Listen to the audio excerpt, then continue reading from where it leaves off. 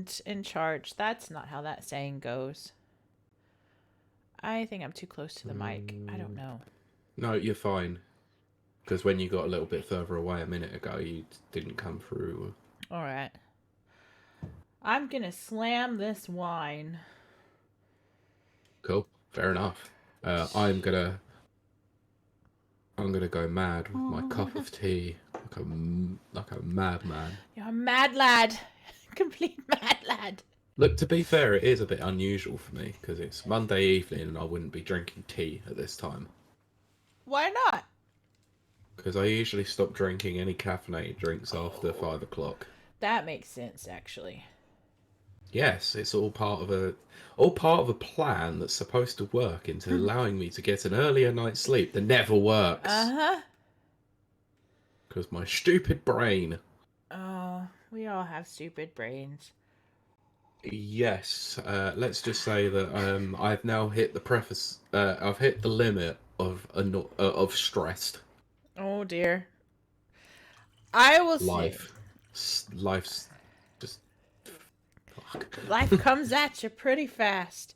Yeah, it's not even just that life comes at you pretty fast. It's just I don't know what the hell I was even thinking for deciding to do two of the largest things that anyone will ever do in their life at the same freaking time. Yeah, I mean, I don't really have any, I can relate to the house part. But... Yeah. Well, congratulations, Mr. Beckett. You're a moron. No. You just decided to grow up in like 2 seconds. I mean, I was already there, but Yeah. Life did not allow me that because I was going to buy a house last year, but then work happened, and that shitty situation with work happened to put actually everything back. So I did say to Rachel, I was like, well, look, no matter what we do, as soon as I've passed that probation period, it's on. Oh. Like a Seth Rogen Donkey Kong. So it's not very well on. That's next week's title. I know. You gotta write that down. Nana says. Well, we might have a better zinger next week. Anyway. That's true. Well, Nana says, "Oh boy, the stresses of housing and marriage." Also, hello, Nana. Yes, Nana, you've got all that to look forward to one day in your life. Do it whilst you're younger. I guarantee it's easier. I obviously I only really have the housing thing to relate to, but I'm very strange in that this was the second house I looked at. I wanted it, and I said, I want this. Here's my money. And you did. And the lady was like, there's one other person who's looking at this house. I was like, well, they don't want it as bad as I do, clearly, or they would have already jumped on it. And she's like, how much do you have to put down? And I told her, and she's like, okay, no problem. So I was just checking the sound. Yeah, I heard myself twice. Yeah. I will say this. Cash money trumps everything. Yes, it does. It doesn't matter. They didn't have the money lined up. They were waiting on an approval. And I'm like, I got the cash for you right here. See, now that's the problem I've been hearing from quite a lot of estate agents about this, is that a lot of people don't actually go into viewings with an agreement in principle in place. Yep. Apparently. I don't know, because So, Nana, here's something for you. Have an agreement in principle with your mortgage before you start looking. Yeah, you can totally do that. You can do it online. It's just, it's not even like, idea. Yeah, it's not like an official thing. You just say, well, you could do a mortgage calculator, but an agreement in principle is basically an agreement like that is legally binding for at least 3 months. Oh, so that's right. It gives you time to obviously actually have a look around. I forgot about all that. Because again, I just walked in and said, I want this. And I've got money. And no one else can take it from me. And she was like, well, let me check. And then she's like, oh, no, yes, you're fine. Brilliant. I was like, do you want it in cash or do you want it in a bank draft? What do you want it? Lucky you. No.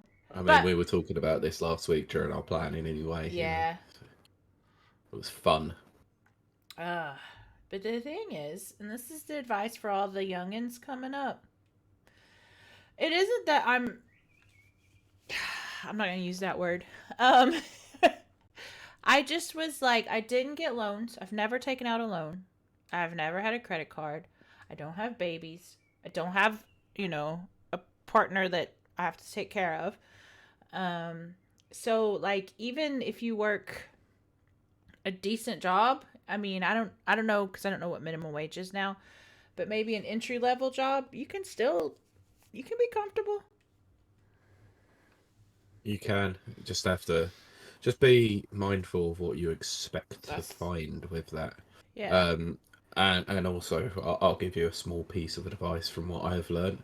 If you are going in for mortgage, the borrowing capability is 4.5 times your Yeah. annual salary. Yeah, and even though and Pete and I talked about this last week. That's annual gross salary. That's Yeah. before taxes, by the way. Such adult boring stuff. But Pete and I were talking about this last week as well.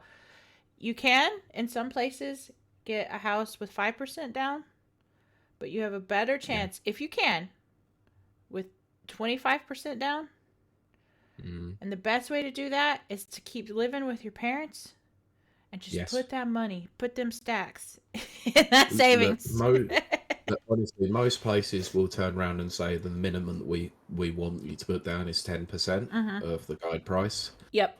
You can You get can help get. through the government, Mm-hmm. through like the Help to Buy scheme and stuff like that. That's winding down, but that's only applicable to new builds as well. Yeah.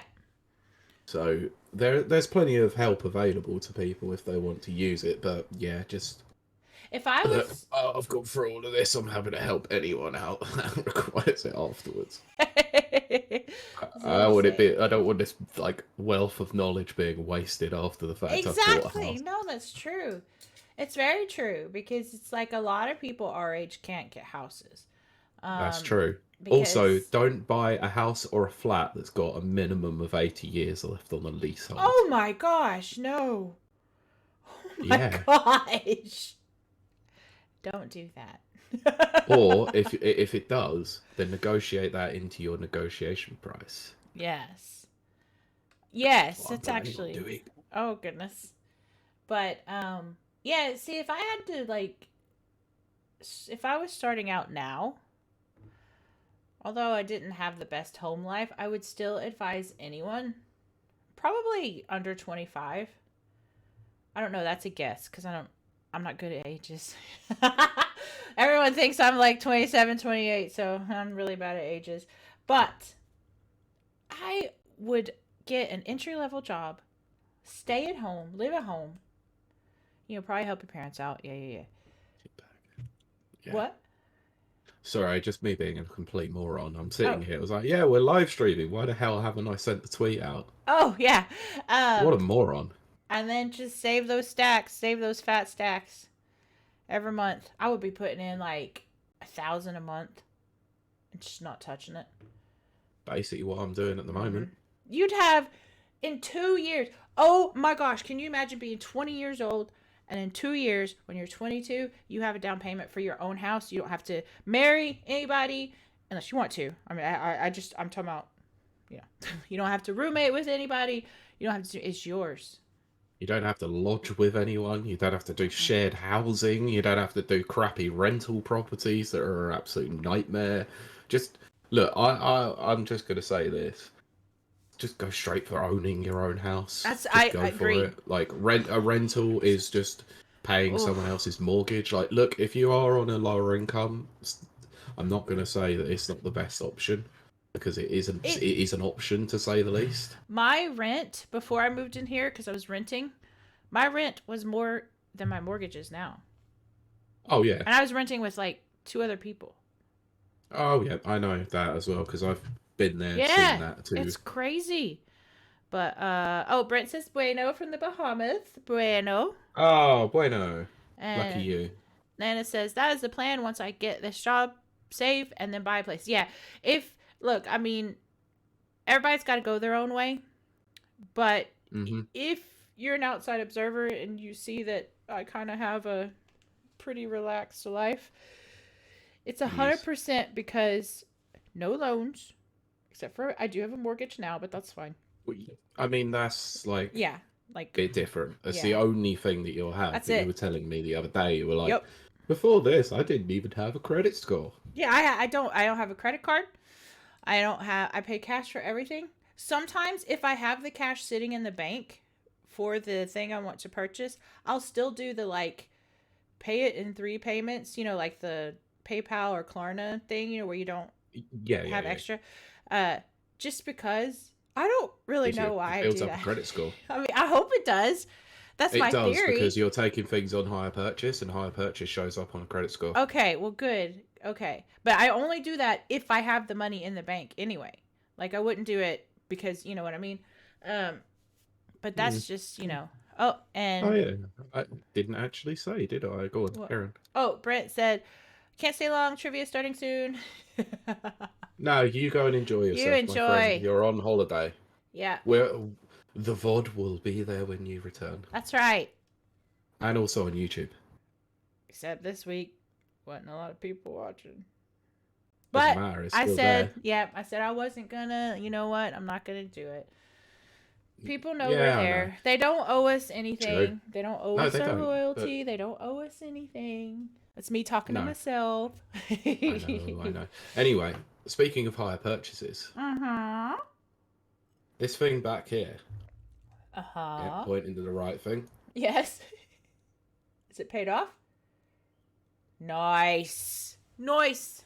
Bonus came in for work, Oh, so I went, nice. Good. ooh, 200 Mm-hmm. quid. So it's £260 left. Sod it. Oh, Just yeah. pay it. That Because, was funnily wise. enough, that's another thing. Get your expenses off your books Yeah. as much as possible. Well, that's the whole key, and that's kind of what I'm saying, and I'm echoing Pete here. Owe nobody nothing. I ain't owe nobody nothing. I don't anymore, apart from my mobile phone. Mm-hmm. Yeah, see, TV was bought I do. cold hard cash. Mm-hmm. PlayStation cold hard cash. I do. Xbox was done on hire purchase, but paid with cold But hard cash, it was a good purchase system. I liked and it it. was interest free. So, Exactly. But I actually I do pay as you go. oh, what for mobile phone? Yeah. I pull out I my mean, phone and well, I have that new phone that I don't really like, but I'd pull out my old iPhone 7 and people would give me like you? And I'm like, "Yeah, I'll buy new yeah, stuff. That's how I still have money." yeah, exactly. So uh, I'm tempted by that actually, even though like phone contracts are just so much easier. it's just a personal, I think it's a personal decision.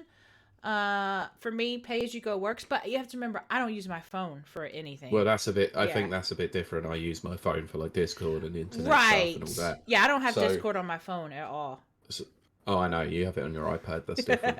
That goes around the house with you. Yep. Also, another thing, huge expense that you can take off your book is a mobile phone bill, and the easiest way to do that, buy a phone outright. Yes. See, that's what I do is buy phones. Buy a phone and then go SIM only, Yep. or That's it. pay as you go like you've done. That's what That's I what I'm do. doing. I You told can you get about that, didn't I? Yeah, you did. And you can get pretty decent phones now that are like you can get jailbroken phones, you can get used phones. Well, I bought Mine's brand new, used. and mine was still less than any sort of like less than most Yeah. like pre-owned phones anyway. Mine was pre-owned. It was a couple. It's a little bit pricey, but even though it's like it's 2021, so it's still, still costs a little bit, but it's a decent phone. I just don't like it. I just don't like Android. Sorry. Nice. Yeah. I'm an Apple girl. Sorry, I'm nicing at Nana's. Got mine new for less than Oh 100. heck yes. Yeah. Badass. Yeah. Oh, Brent says it's raining. Oh. Well, I will still have fun on the ship. That must be weird. I'm gonna have to sneeze, so I can see it. it's coming. Oh, it's going away now because I paid attention Now to that you've it. said it. Yep. My allergies are Brilliant. going nuts because the trees are doing each other in my front yard. Don't worry, my sister-in-law yesterday was also suffering with the old hay fever, so. Oh, it's miserable. It's really But miserable. she didn't describe it like a woodland orgy like you did. I'm allergic to tree sex. Oh, there's a title. We haven't even started. I mean that's a lot of sap. Oh, I don't want to talk about it. Look, you took it to that place, and now you can't put the genie back in the bottle. I know, but then I get sad because I remember just how long it's been. Well, let's not. But yeah, that was our grown-up discussion, our adulting discussion 101. Well, it was before we started recording, at least, so you know. Yeah, no, I think it was good. I am getting very drunk for our audience's pleasure. I'm already there because I haven't drank in so long. I'm feeling quite good. Well, but I only had those 2 shots, you know? Yeah, true. I haven't picked You're up. on your best behaviour for friend of the show, Mike Tendo. Yep. I haven't picked up wine in like 2 months now. Well, that's because it's not keto friendly. That's right. I kind of sort of gave it up for Lent. Aha, that's what they all say. now that Easter's done. Yep, now it's done. I can be like, that's what I gave up for Lent. Now that Jesus has risen again, I can drink my wine. Oh my gosh, so, okay. I can drink the blood of Christ again. Actually, wait. We'll start the show, and then I'll tell that story. Okay? Okay, right. I'm going to start recording. Okay. Nah. So, I'll count you in. 3, 2... Welcome to Rapid Review. Wait. Restart, because it didn't come through. Oh, no. Is it because I bumped it, probably? No, I don't know if you were talking into the microphone. Make sure it's the right way around, by the way. Also, I know you can't hear me right now. Wait. Right, I'm stopping the recording. I'll restart. Okay, can everybody hear me now? Yep, fine. Yeah, fine. Okay. Yeah, just make sure that you aren't doing the... Oh, yeah, welcome. You do need to talk into a directional microphone. Stupid directional microphones. Okay. I know. Right, okay. So, starting now. 2. Welcome to Rapid Reviews Radio, episode 156, I think. Mm-hmm. I think that's correct. Okay. I'm your co-host, Kiley Wilde. I'm joined by my ever-present co-host, Pete Beckett. Hello. I've been working all weekend. I'm tired. It is the day after Easter, so that's all I have to say about that. I'm very, very tired. I spent all day socializing, but we'll get to that because, Pete, how has your week been? Well, like I said, been working all weekend. Just so happened that my weekend worked out on the same weekend as Easter weekend, and I had to work the bank holiday on the Friday as well. So today has been my only day off of the week, but I have got a couple of days in the back end of this week, so not complaining. Other than that, it's been a week filled with lovely stress. Adult lovely stress. Times and adult stress. Like we said in the pre-show, if you haven't seen the pre-show, go watch the pre-show. Twitch.tv/Rapid Reviews. But the only fun thing that I did this week was I watched the Mario movie, of course, on day of release. But we're not talking about it. No. Until next week. Because I have to go see it. So I will not give my thoughts about it. I have got something I want to talk about with it, though.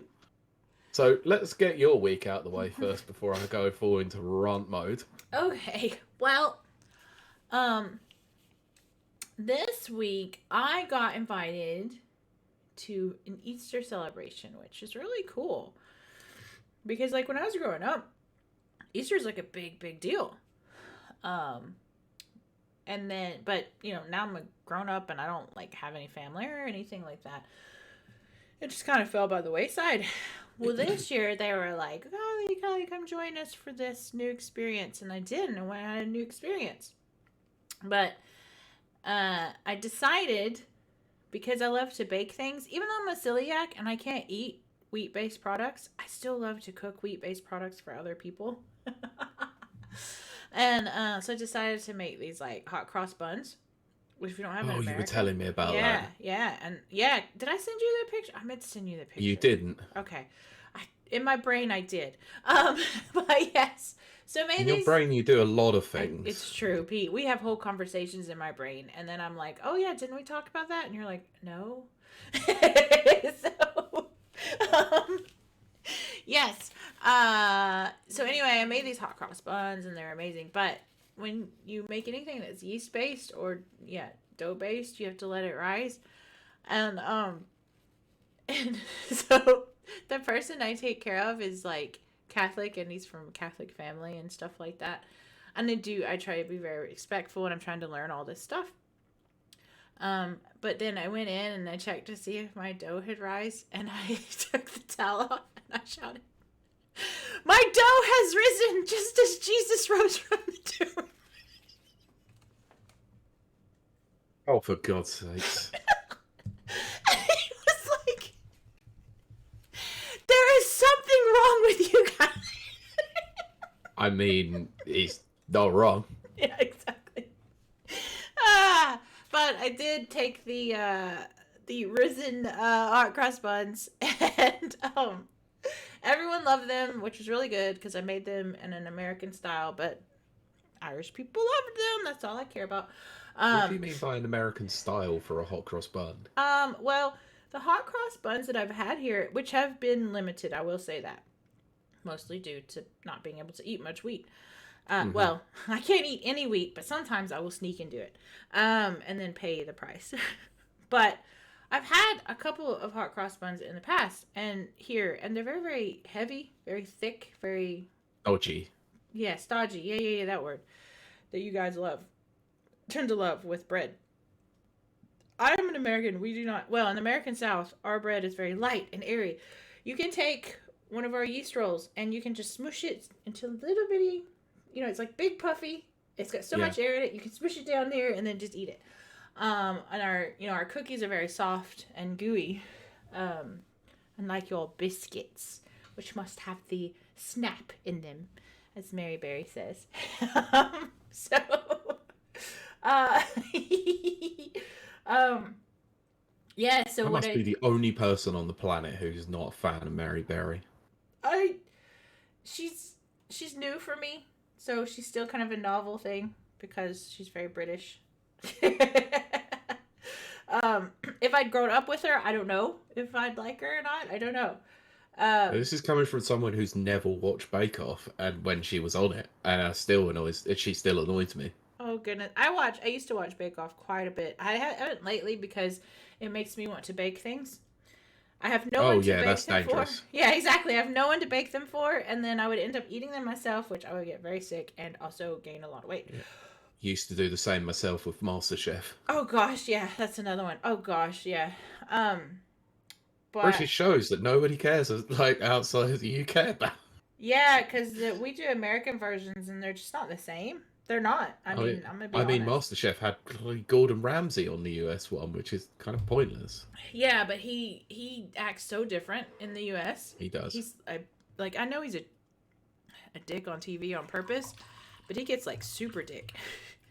Yeah, believe you me, this is coming from someone who's watched like too many episodes of Kitchen Nightmares. Yeah, I love Kitchen Nightmare, the British version. So do I. Yeah. No, I love the American one too. It's I don't funny. like the American one. It's still a little too fake for me. I love how over the top it is. That's the thing. Yeah, I think that's my British side, my actual genetic British heritage coming out. I don't like American reality TV. I don't like reality TV generally. Americans are so fake. Yeah, exactly. But what was I saying? I don't remember what I was saying. Oh, you were asking bacon and biscuits and cookies. You were asking the difference in American. Anyway, so American stuff is very, very light and airy. Okay. So I made light, airy hot cross buns, and they loved them. Like they want me to make another batch next week. I'm like, okay. I mean, that's long. I mean, you can't because the Lord not ridden again. Yes, well, I guess he's gonna rise a couple of times. But having said all of that, it was a wonderful experience and it was very fun. because I haven't been around humans. Oh, we're live apparently. So I haven't been around. Wow, your iPad's slow. Yeah, very. I haven't been around humans, and it was very nice to be around humans. But by the same token, I am so drained, socially drained. My battery is on 0%. That's why I'm No drinking surprises. right now. Yeah, and tomorrow, so President Biden is coming to here to Belfast. Oh yeah, I forgot about that. Why do you Technically, have he's to already share an here. island with that senile old Well, prune? technically, he's already here. But tomorrow is his big Official speech. visit. Yeah, yeah, the official state visit, and so traffic's gonna be cray cray. So Yeah, just don't bother going out. I'm not. I'm going to hibernate. I might even take the day off and literally probably play games on mobile in a dark room. Maybe get drunk. I don't know. I'm pretty drunk. I'm pretty drunk now. Okay, but I have a quick question to ask you generally about that. Okay. Sounds like a great plan to me, but Yes. it does require a small bit. How's Destiny going so far? Yeah, so I still haven't started Destiny. What better time than a visit by President Biden to go and play Destiny? I don't know why I haven't. I really don't know why I haven't. It's crazy. I want to. No, I know why.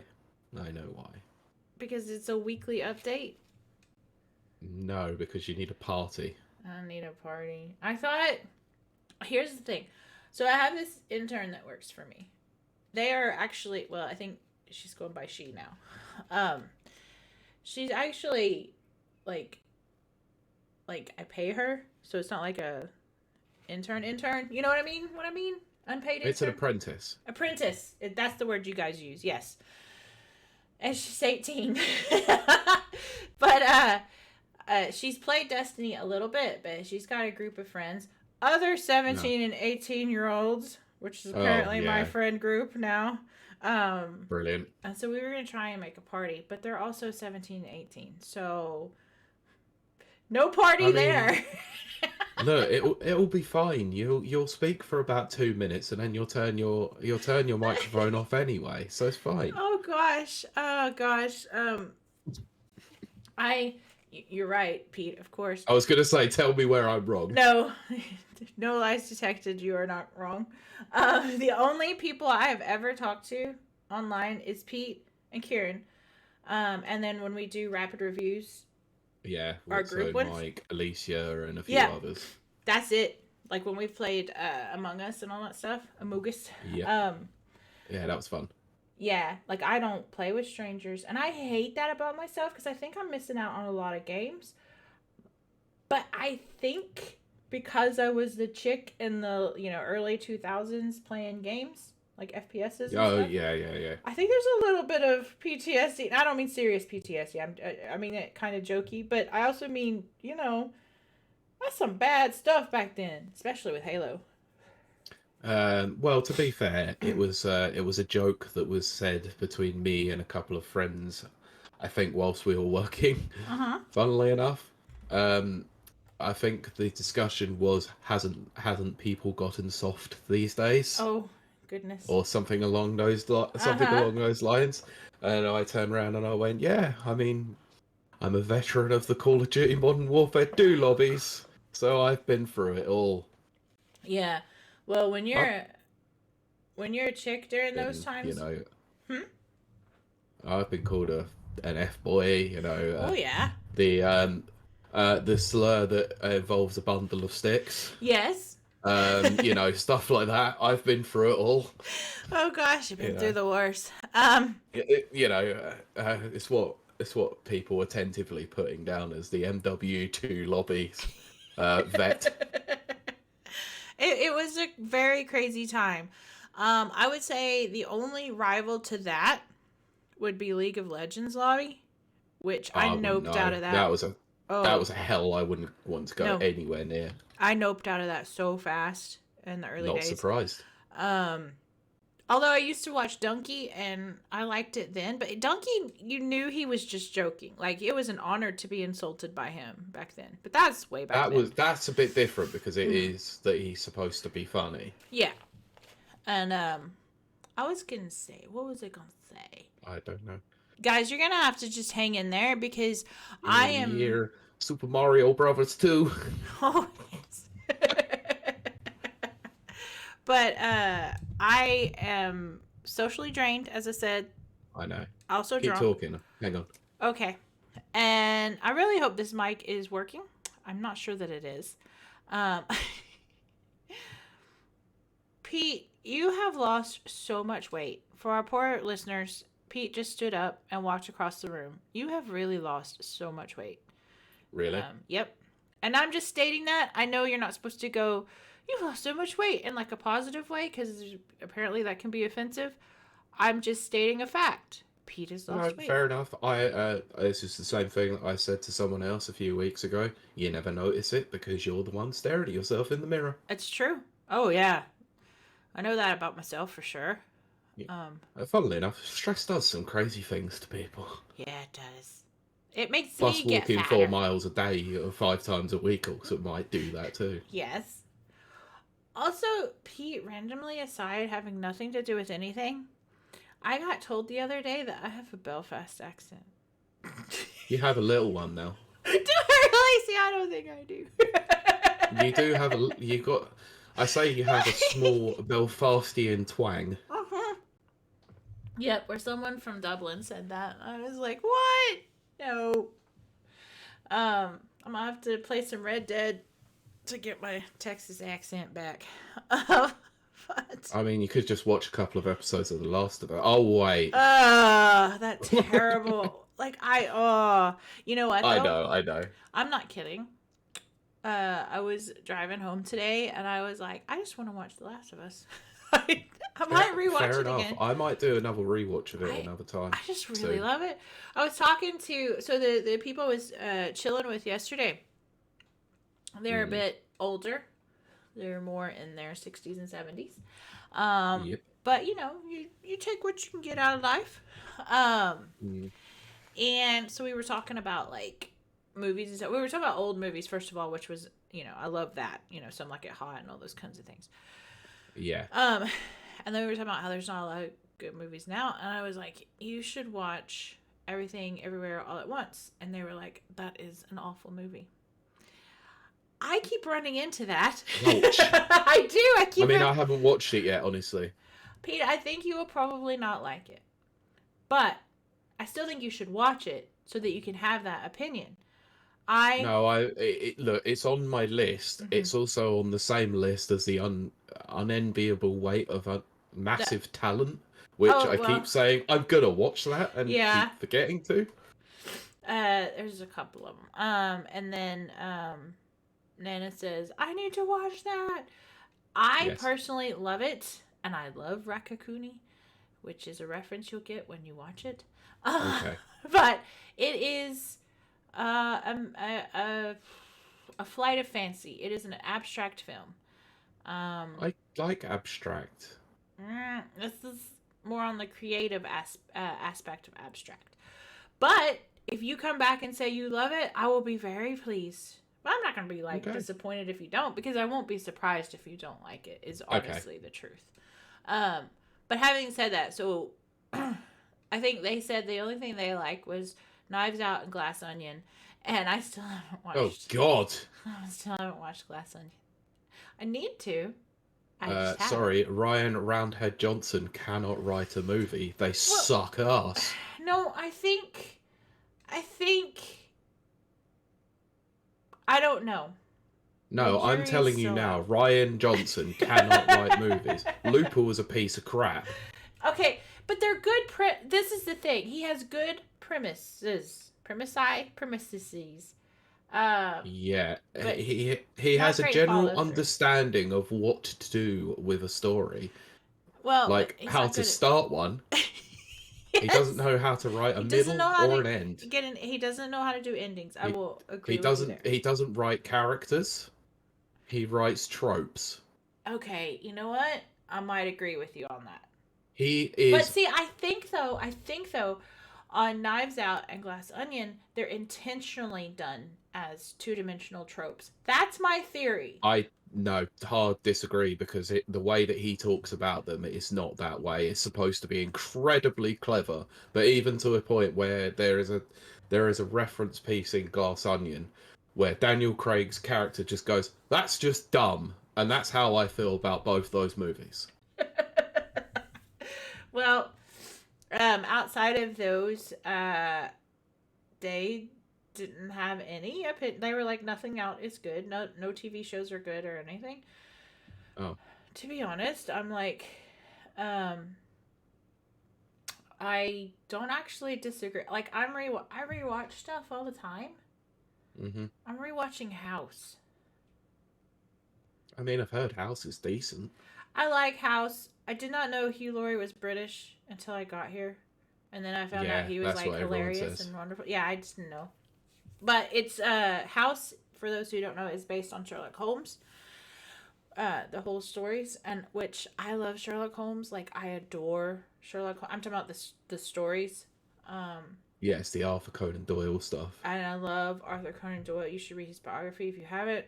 To our listeners out there, he is an amazing character. I'm pretty sure he's autistic. Um, anyway, so I have a great love for Sherlock Holmes, which led me to watch House. First season kind of sucks, but then it picks up. Um, I've heard something interesting about House that apparently only the first and the last episodes of the series really matter. right? That is interesting. Yeah, they said that everything in between is basically filler, and it's like series like episode one and the last episode of each series is like the only one that makes a difference in terms of the whole general narrative. I don't know. I mean, the first series is very episodic in that it's a capsule, it's a formulaic. Yeah. But then towards the end of the first series, they start adding in story elements. Oh, okay. And then it slowly builds. It even builds to the point, this is why I love House, now that I'm talking about it. It builds to the point where House is put in a mental health ward, and there's a whole episode that's like a musical because he's gone off his rocker. It's Oh, one of right. my Okay. favorite episodes. Fair enough.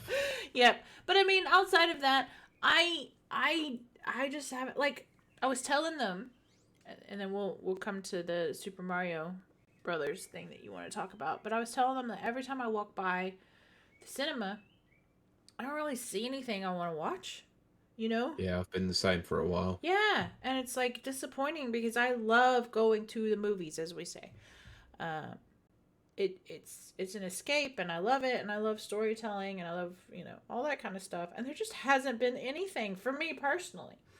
Um, although I will be watching Super Mario this week at some point. Yes, because you got told to. Yes. Well, but I was considering it. I know. I was. know. I know. I just thought to myself, I was like, well, this is Yeah, going we to be the should. plan for next week. I said, so I'll just say the exact way that I put it into the message. You have an assignment for this week. Go watch Mario. You have an assignment should you choose to accept it. No, you had no choice but to accept it. I don't run on Mission Impossible crap. Speaking of which, that's what they said.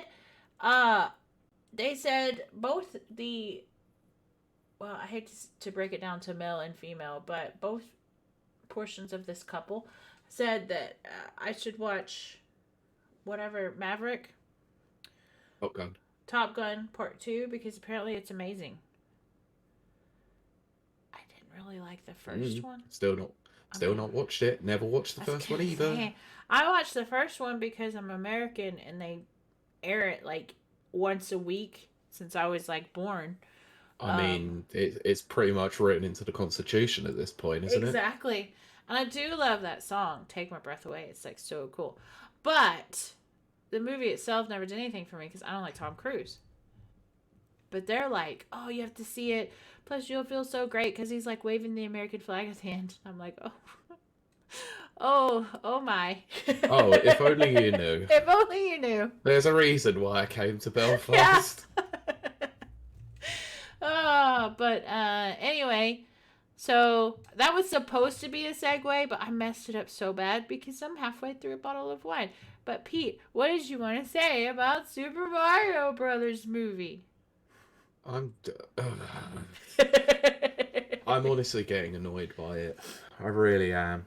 So I'm not giving you a review of the movie. I'm not giving you anything. I'm not telling you what I think of it. I'm going to save it all for next week. Yeah. Anybody who's been in our Discord already knows how I feel about it as well. Funnily enough, I did send you that picture, and I said the difference between a fan and a movie reviewer. Yep. So I'm getting annoyed by this because on one side of the fence, you've got professional critics. Oh, are we going to talk about the tomato rating? No. Oh, okay. No, we're going to talk about the incredible disconnect and the incredible divide between morons. Oh, oh dear. Oh my. Okay, Pete, you go ahead. I did say it was going to get ranty. Yeah, you did. I did warn you. It is one of our classic Pete rants. So you've got professional movie critics on one side who are morons. Oh gosh. Uh-huh. Who are absolute morons who don't understand the source material. Uh-huh. And then you also have morons on this side who want to use it as an excuse to play the culture war. Okay. Who also don't understand the source material. Okay. You see both these hands? You're both morons. For our listeners at home, Pete was holding up nothing in each hand. Because they are worth nothing. I have seen everything from the middle of Peach is a girl boss. Shut up. And also, what was it? Sorry, I didn't realize Mario could. Why is Mario a cat? I know. I saw that, fuck? Pete. I did. I saw that. I don't care about language. What the fuck? Well, 41. I'm just gonna John. I don't care. I'm just Jontron it. You know that gif? Oh gosh. What? What the fuck? 41 is your tag yes, for that. Don't worry. I saw the time. Don't worry. I did see that comment. I know exactly what you're talking about. God, abjectly moronic, the most pathetically idiotic thing I think I've ever seen. And it's not just because it's Mario that I'm actually saying this. If this was any source material, I'd say the same thing if I was familiar with it. I'm pretty sure that there were some people that were talking about the lore of Sonic when Sonic came out. Oh, yeah, that was incredibly incorrect as well, and they didn't understand it. And also, just to finish this off, I think the Mario movie has gotten to the point where it has now been actualized that Hollywood needs the video games industry more than we need them. Oh, well, definitely. I would 100% agree with that. Yeah. And it's proven itself because professional movie critics, for the most part, are morons. Well, oh crap. My rant is over. I've had, that's something I've been sitting on all week and I have not had anyone to talk to about it. Well, you are not wrong. I just spilled wine all over my keyboard, so. Oh, wonderful. Let's hope you don't die. Let's hope not. But Anyway, I was going to say, that's going to segue into our stories. Oh, yeah, because I need to save that for next week. I will save my thoughts and opinions for that. Oh, my gosh. Look at what is going on? Yeah, look, this is why I didn't mention anything to do with the Mario movie in terms of my actual thoughts, because I want to do all of that next week with an audience who have had time to actually watch it. Yeah. I guess, potentially, but we'll talk about that at the end. Yeah. So my eye's doing its weird thing again. Okay, so shall I move forward? We've got stories. We've got news. This is a news episode, not just a ranty episode. Yes. Although I'm quite drinky. I know, yes. I can tell. Yeah. Okay, let me start you off with probably what was one of the weirdest things, because I know it's late, and I know we're getting there very late. Uh-huh. April Fool's Day. Oh, goodness. Oh, I hate April Fool's Day. I hate it so we all much. know that. Yeah, we all know that April Fool's Day is an absolute waste of time when it comes to anything. Most of the jokes that are put out aren't even funny. This year And was really bad. to be honest, going on Twitter is always an absolute minefield. And I always hate the fact that GameSpot got me 1 year with the Capcom versus SNK free announcement. Oh no! Buggers. Yeah, that Anyway, suck. so you had to be very, very careful when it came to anything that was on social media or any website on that day. So when this popped up, I think everyone thought it was the worst April Fool's joke of all time. So I'll just read this. As is, no headline, no nothing. By the way, sources are VGC for this one, as per usual. Excellent. All sources will be linked in the show notes, so you can read them for yourselves. So Sega marked April Fool's Day by releasing a Sonic the Hedgehog murder mystery game for free on PC. Yeah. This feels like the worst kind of joke, right? I 100%. When I saw the first image without I'm not going to say the headline, as Pete has said, but I saw the image and I was like, scroll on through. That's a friggin' April Fool's joke. Yes, so did I. Yep. The Murder of Sonic the Hedgehog is now available to download on Steam, described as a point-and-click visual novel with fully hand-drawn landscapes and characters. That just sounds as quoted, like it's Amy Rose's birthday and she's hosting a murder mystery party on the Mirage Express. The game synopsis reads, when Sonic the Hedgehog becomes the game's victim, everyone is off to get to the bottom of things. However, something feels a bit off. Is this really an innocent game, or is something more sinister afoot? Oh my goodness. So, yes, this feels like it should, and I say should, be an April Fool's joke. 100%, I agree. This is the one that was actually the truest, because I have a follow-up to this. Oh my goodness. From VGC, from the 6th of April, the Murder of Sonic the Hedgehog has been downloaded 1 million times in 5 days. What? That's crazy. I'm one of them. I downloaded it today, though. Oh my gosh, well, I have to know when you play it. You have to tell me about it. When I play it, I'll let you know. Yeah, I was on my PC this morning, and I was just doing things, and I went, oh yeah, I forgot that came out. Well, I will say that Poink and Clint. Wow, that was really bad. Point and click adventures are one of my favorite genres, or favorite types. I guess it's not really a genre of PC gaming. I love point and click. Yeah. So, I think this could, once I play it, I'll let you know. I reckon this will probably be up your alley. It probably will be quite a short experience, I reckon. It's gotta be. Look, the fact that this is even real is just weird. It's very weird. Like, I'm not gonna lie. It's weird. Look, I'm not gonna lie. It's the weird things that Sega sometimes do, and I love it. Actually. Like releasing Streets of Camarocho. I mean, you're not wrong. That's actually Still a very good have that point. on my Steam. It's hilarious. Oh good game. It's just Streets of Rage with Kiryu in it. That's all it is. Yes. Oh my goodness. It's quite hilarious. Anyway, speaking of things that are weird, because this is also very weird. Yes. You remember the game Multiverses? Yes, I do. I do. I'm sure you did. Yeah. Now you remember that it was currently in its Yes. Let's say it's early access or beta period or whatever you want to call it. Yeah. Okay, so I'll just read you the headline. Multiverses has been pulled from digital stores and it's readied for a 2024 relaunch. Oh gosh. Oh what dear. What the hell is this? Oh. Also my love gosh. the fact that the image used in this is a worried Morty.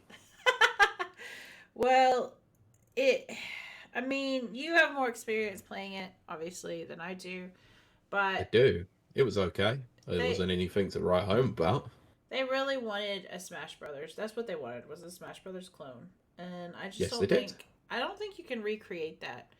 Maybe I'm wrong, but... I think you can, because they got about as close as you can ever come, without it being too similar. Right. I would say the Brawlhalla got pretty close, but the combat to it was far too floaty. Right. This one is about as much as you're going to get, I think. Anyway, so let me just read the story as is, and then we can make comments. So, Multiversus has been removed from all digital storefronts as Warner Brothers and developer Player First Games prepare to relaunch it next year. Last month, it was announced that the game was set to be taken offline and it would return in early 2024. On Tuesday, community manager Corey Taylor, oh my gosh. he's dual wielding those roles there, you know. Wow. Community manager and lead vocalist of Slipknot and Stone Sour. That's pretty impressive. God damn it, I've been sitting on that one for the last few minutes.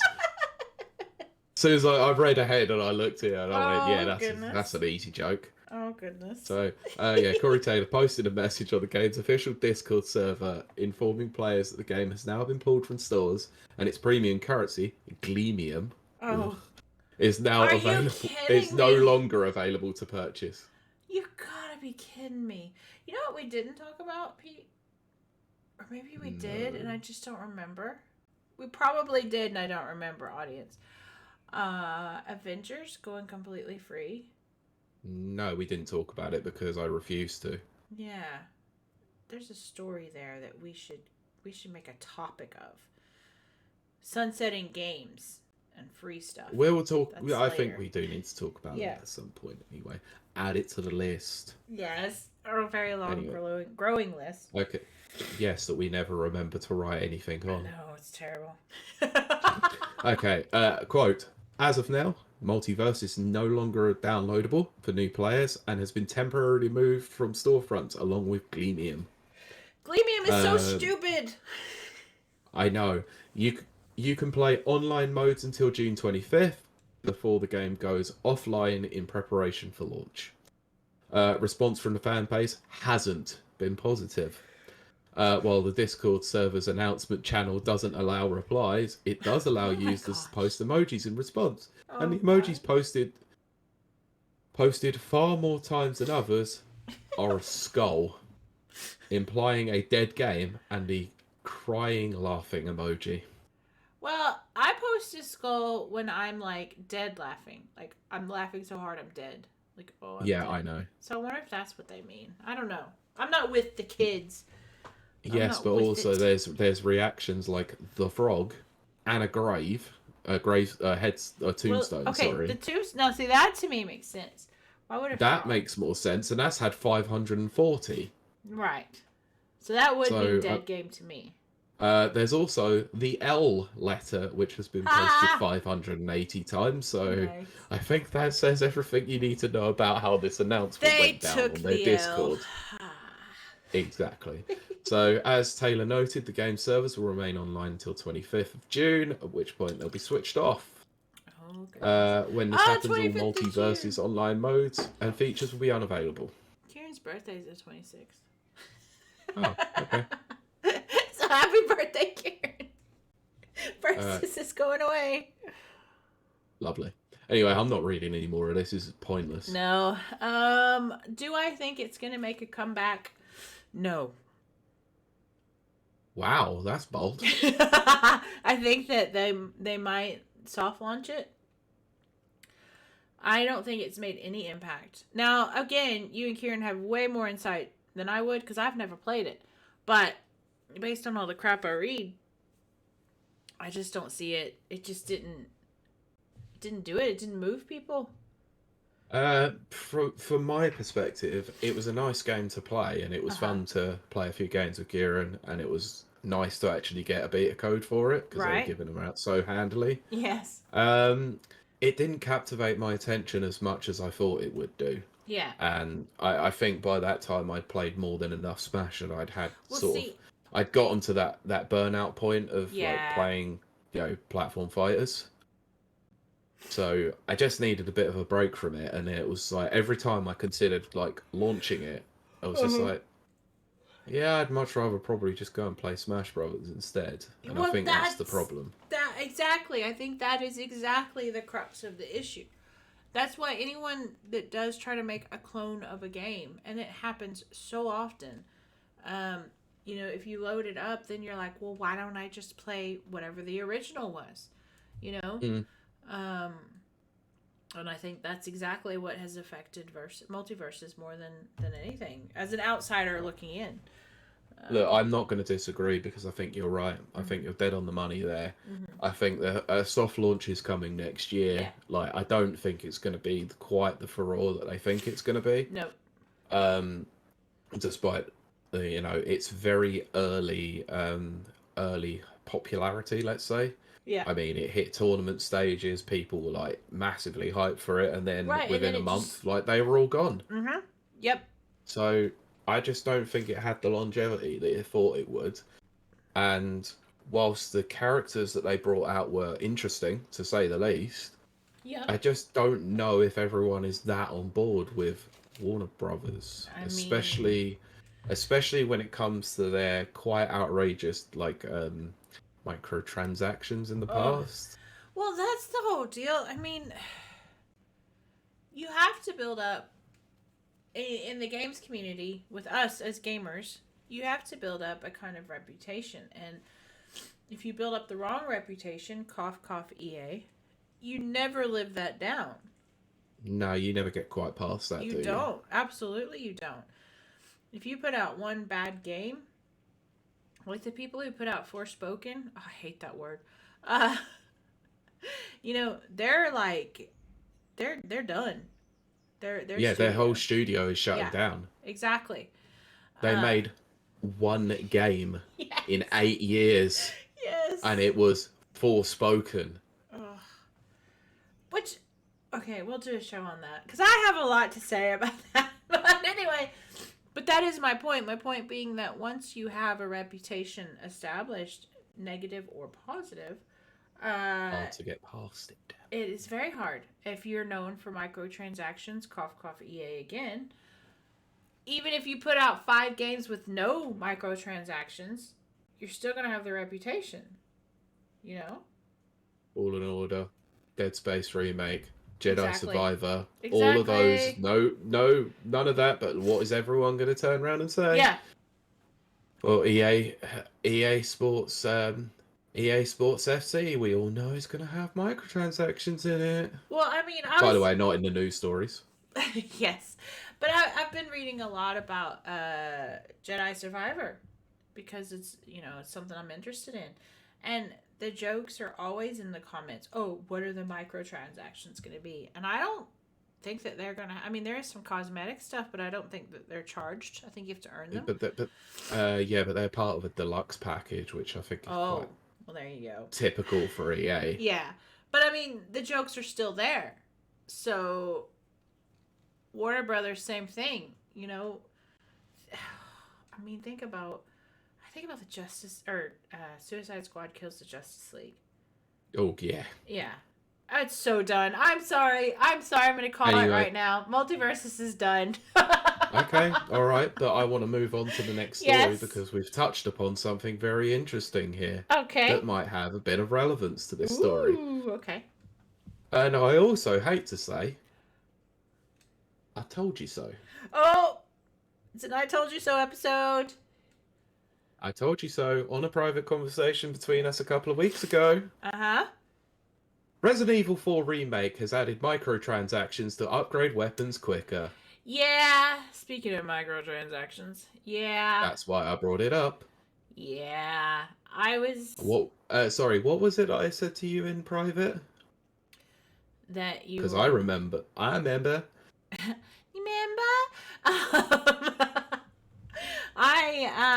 I believe it was, I hope they don't do microtransactions or something like that. No. So, I said everyone is giving so much praise to Capcom that they seem to have seemingly forgotten that their DLC practices are quite bad still. They're giving them a free pass. Yeah, or that's what an you upgrade said. ticket. That's what you said. And I was like... Relevant. Yep. And I was like, no, in my head. I might have said it. I'm pretty drunk right now. No, you did say it, actually. That the remake of Resident Evil 2 didn't do that. So, maybe this one... That's what I said. Maybe this one won't, Pete. That's exactly what I said. And it did. It did. 100% it did. Although Nana's Okay. got a good point. Pete, if you want to read it. Let me have a little looky. To be fair, it's just for mercenaries, and you can't. We'll get to that. Yeah. Okay. We will get to that. So, anyway, just to preface this by saying, when you've been around Capcom's practices and you've been through the debacle that was Street Fighter Cross Tekken's 12 on-disc DLC characters, you've seen everything when it comes to Capcom. Oh. Yeah, so when we were talking about the old, we've been through the trenches. Yep. Yeah, I've taken that bomb to the leg. I've got shrapnel still remaining. You know, I've got PTSD. You know, things do sometimes look brighter, and then another Hitler comes along. That's all I'm saying. So, Capcom has added microtransactions to the Resident Evil 4 remake, enabling players to pay extra to upgrade their weapons quicker. So this is where, obviously, I think Nana's talking about with the mercenaries. So, the free mercenaries mode DLC is added to the game today, and it's also been accompanied by 11 new pieces of paid DLC called exclusive upgrade tickets, letting each player speed up the upgrade process. So, to gun enthusiasts, and this is a quote, knife collectors, and lovers of weapons of any and all kinds, the DLC description reads, here's your ticket to the gun show. Specifically, a ticket to be redeemed at the merchant's shop. That's terrible. With this, you'll have access to a weapon's exclusive upgrade at any time, regardless of the weapon's level. Not only that, but once unlocked, the upgrade itself is free of charge. I hate that phrase. This item will be added to the treasures menu and will be available across all of your saved data. Ooh. Now, price. How much does it cost? It costs $2.99 or £2.49 for each ticket. Well, okay. So, in terms of, in total, and it's quoted in the article, if players were to buy everything, they would get 23 upgrade tickets at a total cost of £46.05.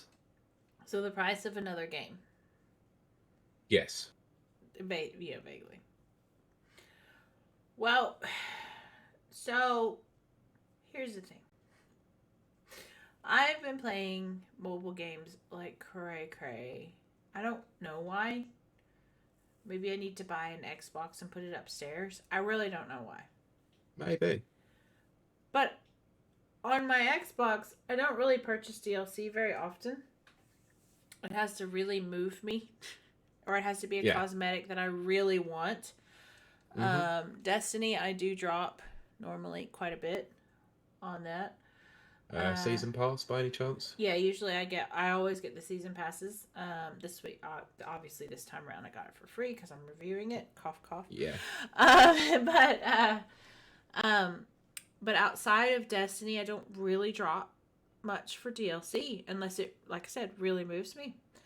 On mobile, I'm just nickeling and diming like so much DLC. I was like, what is wrong? Like in my head, this week I think I dropped 5 or 6 pounds on DLC, which doesn't sound like a lot, but when it's 99p a thing, you know, a cosmetic or whatever, I'm just like, what?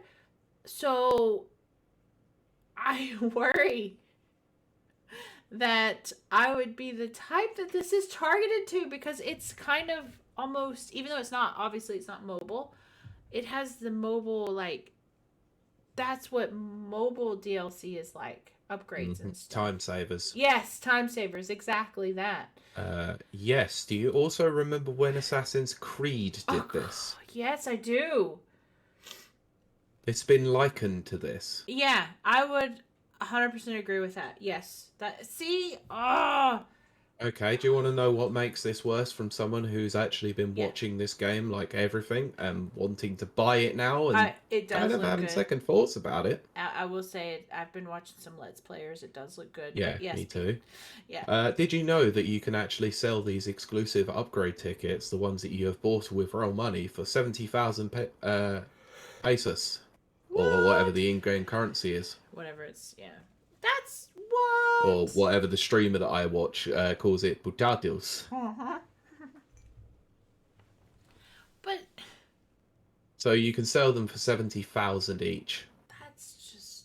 which basically is 2/3 of the way to the upgrade anyway.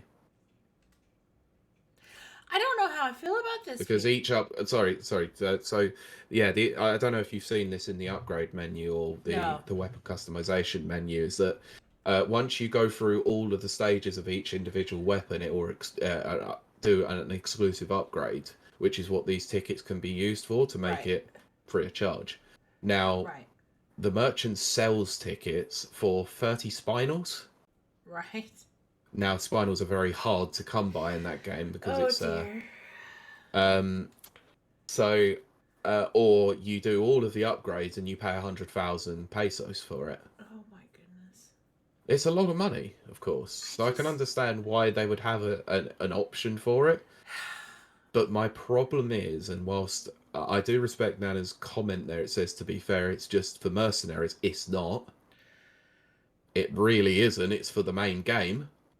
And it's redeemable any time during the game on a first or a multiple playthrough. And you can do it all through the game. Yes, you can. But this essentially is Capcom's way of saying this is now pay to win. This is pay to complete the game. Yeah. See, that's where I start to have issues with DLC is when it's like it's almost impossible to complete the game without purchasing DLC. Yeah, I agree. Which I have run into that. Once you hit that, you're no good. That's not no cool. Yeah, because you're nickel and diming people to do so. Can I tell you about one of the most egregious Capcom moments to do that? Okay. Asura's Wrath. Right, okay. So Asura's Wrath is a game from the Xbox 360 and PS3 generation. Right, okay. It was completely bat poop insane. It was crazy. It's the story of a godlike being taking revenge, essentially. Oh, goodness. Channeling his anger into destroying people. And it is cool as hell to watch anyway. To play it probably is also quite interesting. Okay. I might have seen a VR version of that, but yes. Capcom's worst mistake that they ever made was to leave the entire ending of that game behind DLC. No, you can't do that. Horse armor. No, they did it. They actually did it. So wrong. That's wrong. And now you can understand why I say I've been in the Capcom trenches. I've seen it all. I've experienced it all, and I am not convinced that Capcom have changed ever. That is so wrong. So, whilst I'm happy that Capcom are doing well for themselves with these remakes, because believe you me, I love Resident Evil 4. I'll get to that in a minute. I have never once changed my tone about their DLC practices because they are just as bad as ever. They're not quite on disc DLC bad, but this is still pretty egregious. That's terrible. Okay, now let me tell you about the OG Resident Evil 4. Right, okay. Everything was purchasable in the game. Right. Everything was unlocked in the game. Yeah, I mean, I vaguely remember it. None of this pre-order crap. No, where couldn't do it. Certain costumes are included with it, but they're not. Right. You know? And also, here's a little thing for you, by the way, Capcom, and for anyone who's never played RE4 Original, to actually upgrade all the weapons required multiple playthroughs anyway. Well, see, I like that. And that was the point.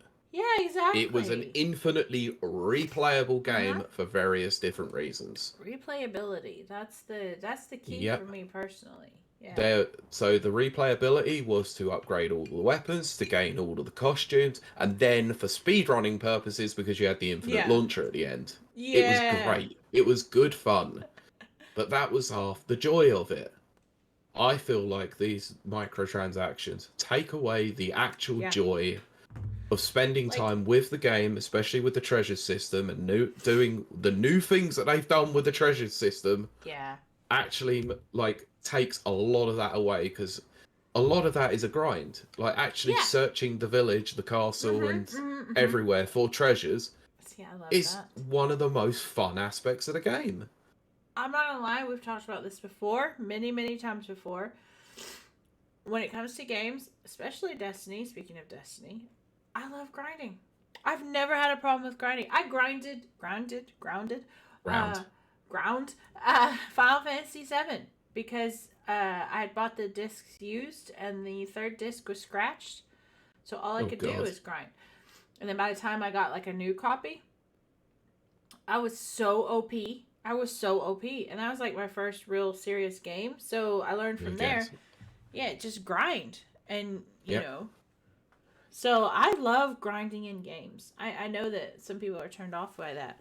But then that's why they have microtransactions, is because there is a portion of the Mm. populace that hates grinding, which I just don't get that. I just love grinding. Yeah, I don't get it either. It's so much fun to see the little progress bars go up.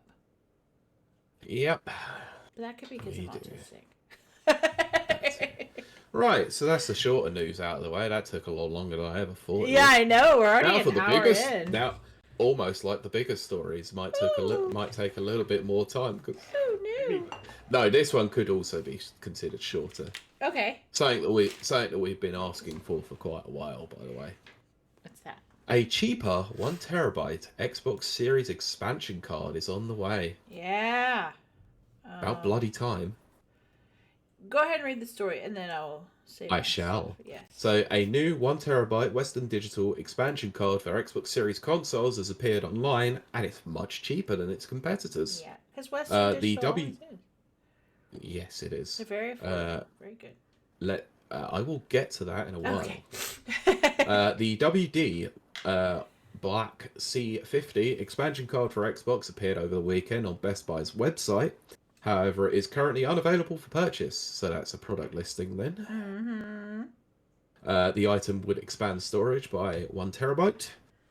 When the Xbox Series consoles were first launched in 2020, they brought with them a proprietary memory card system, Yeah. and that was Seagate. Yeah, which is the other one. Yeah. Yeah, so at launch there was a 1 TB, 2 TB, and 512 card, as stated in the article, manufactured by Seagate, was offered. This new card will seemingly set players back $179.99, so around 145 quid, significantly cheaper than Microsoft's 1 TB offering, which retails for $220 and is rarely in stock. Ah, that's annoying. So, while both series consoles offer other forms of memory expansion or the ability to store games on third-party hard drives, what makes the expansion card unique is fully compatible with Xbox's Quick Resume feature, meaning that games can be stored in a playable state directly on the expansion cards rather than typical USB hard drives, and leaving them in what they call cold storage. Yes. So anyway, that's kind of boring. I'm not carrying on with that. Yeah, but I mean, yes. But every time we say that, it ends up being like our biggest episode. You notice that, right? True. But it's crazy to think. Okay, so here's what I was gonna say. I think I'm ready to buy an Xbox Series. Was it S? X. X. So you got the Series S at the moment because it's got 512. Yeah, I can like put 4 games on there. I have like Destiny, Halo, Overwatch, and something else. Which is a bad idea because like Halo and Destiny are massive games. Well, that's the point. Yeah, exactly. And I don't even play Halo like ever now. I'm so disappointed. That's another show. But I have a lot to say about Halo. So I've considered, upgrading to an Xbox Series X. X. Okay. And taking it upstairs and hooking up to the projector, as opposed to down here, because the whole pure memory. Oh my gosh! Like, I'm very very glad that Xbox offers a, you know, lower price, more affordable option for people. Hmm. I will always respect that because I've been that poor kid who couldn't afford an Xbox. And I had to work like really, really hard and put it on what we call layaway. I don't think you have an equivalent of that here. I'm not sure. Layaway is hire purchase. I guess so, except that with layaway, you don't get to actually have it. You put it, they put it aside for you until you pay out. Oh, right, okay. Oh, it sucks so bad. But, um, oh, don't worry, Nana. I could rant for a good hour, and maybe we will. but, um, but having said that, so I'm very glad they make an affordable version. I almost think that the memory on this Xbox S is a joke. Because it's only digital, as you know, which is fine because I do love digital. But you can have like one major game, and then you can play your little tiny games, like let's say Subnautica, which I love, Or Goat Simulator. or Goat Simulator. But then you have to delete it and put your next game on. I don't like doing that. So they, partnered with Seagate, which is a very, very common, partnership. But Seagate's very, very expensive. Western Digital is much more affordable and more reliable, in my personal opinion. None of that matters. Well, anyway. I'm glad you said that. Oh, right. Okay. Why? Because every time I have owned a Western Digital external hard drive, every single one has broken. Oh, no. Every single one. And do you want to know what I did with them? What? Nothing. Oh, goodness. They didn't even move. They stayed in the same spot. Okay. This is why I've now gone to SSDs, because HDDs are terrible. They are so temperamental. I've had so many external hard drives over the years that have just like it's always the same problem as well. Always the same. It's always trying to load something, and it's the clicking, the stupid little clicking thing. Okay, so Pete's not wrong. If you sell the high seas and you have a library of videos to watch, of movies and TV, as some of us do, you're not wrong, Pete. My Western Digital drives do fill. Quite frequently. I hate saying that because they're the affordable option. Seagate is so expensive. But you know what? Sometimes they're reliable. Well, the stupid saying, you get what you pay for. I hate that saying. But sometimes it's accurate. And yes, my Seagate drives haven't failed me, but my Western Digital has. Pete, I can't believe I have to admit that.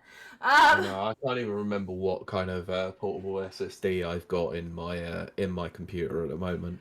Oh, gosh. But let it be known, it hasn't moved an inch, and it's still working perfectly fine. Oh, my SSD is definitely Seagate. I think we talked about that actually on here. I am sure we did. I'm pretty sure that I've got a Seagate NVMe in the computer, and it actually works pretty damn well. Yeah, I mean, I can't deny that. I just, I'm so pro-consumer, but the problem is when you do start getting affordable products for, people, your quality does go down. I agree, yeah, but I think in this situation it's nice to have a bit more of a choice in terms of That's the thing. Mainly because I think in this instance, I think that Microsoft probably wouldn't have partnered with anyone else really. Yeah. So they partnered with Seagate, and what it appears to be is that clearly was a partnership that was had an exclusivity deal for probably about 2 years. Yes, I would agree with that. Or 2.5 years now at this point. Oh, right. So there was probably some exclusivity with Seagate. Now being the fact that these are proprietary format, Microsoft will have a bit more of a hand in terms of the quality assurance stage. Well, and that's a good thing. Like, oh gosh, we're getting into some sticky areas, but sometimes... Look, it's only going to get worse later. I'll just tell you that. Yeah, I mean, sometimes... Oh gosh, I don't want to say this. But sometimes, if you go by the market, monopolies can... Oh, that's going to be very bad if I say that. But just put it this way. If you put out high-quality products, people are going to buy them. And they're going to continue to buy them. That's what I'll say. I'll save myself from saying anything about Have you noticed how pretty much every podcaster now uses the same microphone? Yes, the same microphone. Makes you think. And, what's that thing called? I forget. It's the push button thing. We actually had... the Stream Deck. Yeah, Stream Deck. I think Squash Josh reviewed it for us. Yes. Actually. I kind of want one, but I don't know why I want one. Like, it's I don't so need unnecessary it. for us. It's not like we have transitions or anything, is it? Exactly. But I just not unless you're hoping to take up the production value of the show. We will one day, because I do want to. I've had lots of thoughts on that. Yeah, me too. I know you have. I know. But anyway, I said all of that really to say that I want to upgrade. I'm so tired. Like, I love my Xbox. I'm so glad that... But you have to remember, I am a Microsoft fangirl. Unashamed. Unabashed. But I am so glad that they released a more affordable version, which, again, I bought it because I live on an island, and we definitely couldn't get the PS5s, and then it was very, very hard to get an Xbox Series, whatever. X. But now they're a bit more available. So I'm kind of ready. I think I'm ready for one. No, I'll be honest with you. I'm ready. I probably would get an expansion. Yeah. I'm tempted. I'm kind of tempted by getting one before I, go into... See, Pete, that's a good question, actually, because you are not the biggest promoter of digital media. You like physical media, as a preference.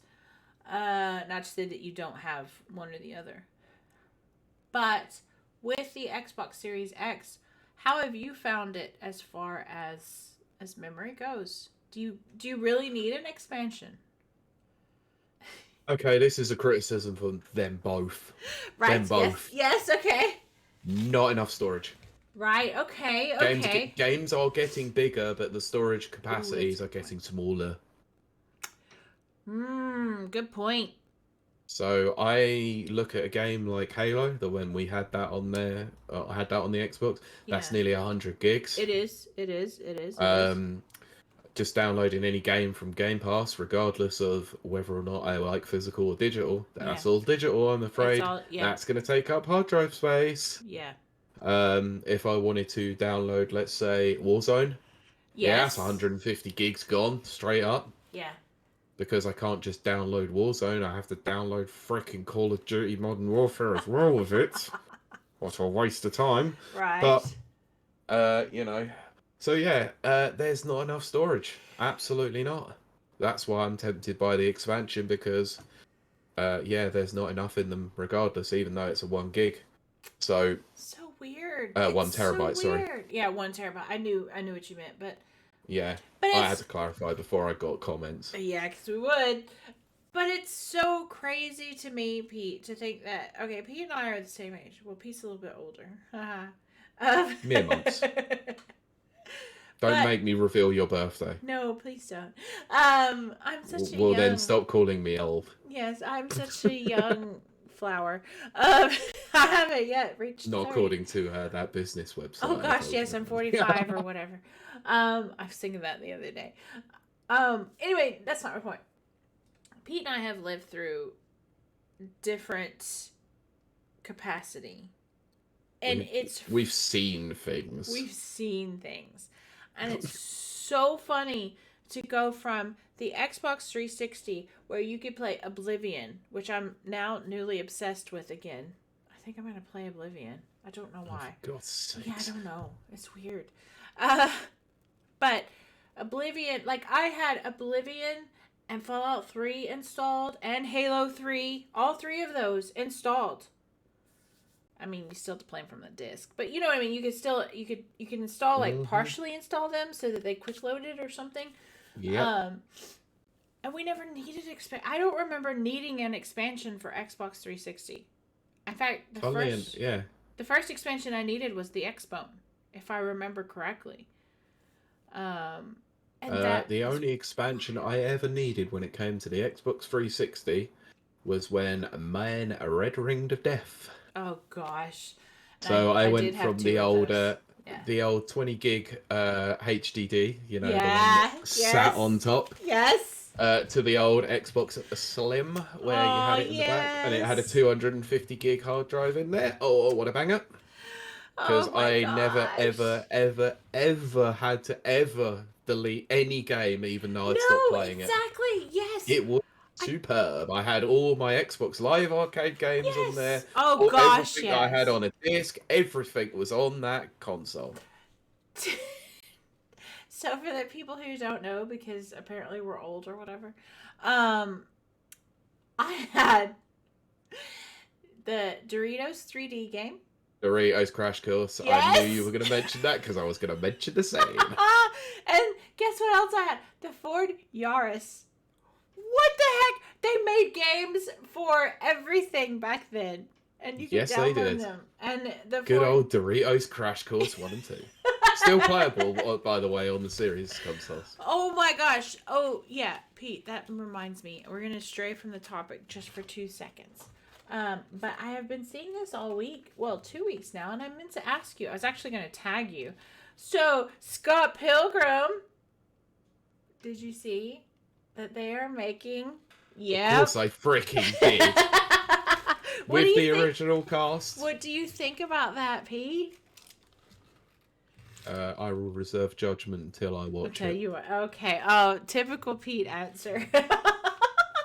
But the announcement was cool as hell. It was really cool. And it's cool to see that the original the original actors are coming back for it. Yes, they are. I just worry about... No. Let's not do that. That's another episode. No, I was going to say something, but then it would have been chased up by the words of, is this a personal attack or something? Oh, goodness. No, to be fair, look, sorry, I'm just going to put my cards on the table. I hate Brie Larson as an actress now. I don't think she's that good. She's changed since then. Yes, she has. But she was fantastic in Scott Pilgrim. And she was gorgeous. As Envy. She was beautiful. Yeah. Like I know exactly, but now I worry about her casting. She has definitely changed as an actress. I will agree with you there. So has Chris Evans. He has, but I think he's gotten better personally. But that's just me. I don't think so. Also, Brandon Routh, who is also in Chuck, for those who don't know, in season 3. Yes. They do make a reference to Superman in season 3, by the way. I'm not surprised. Yeah. I have never...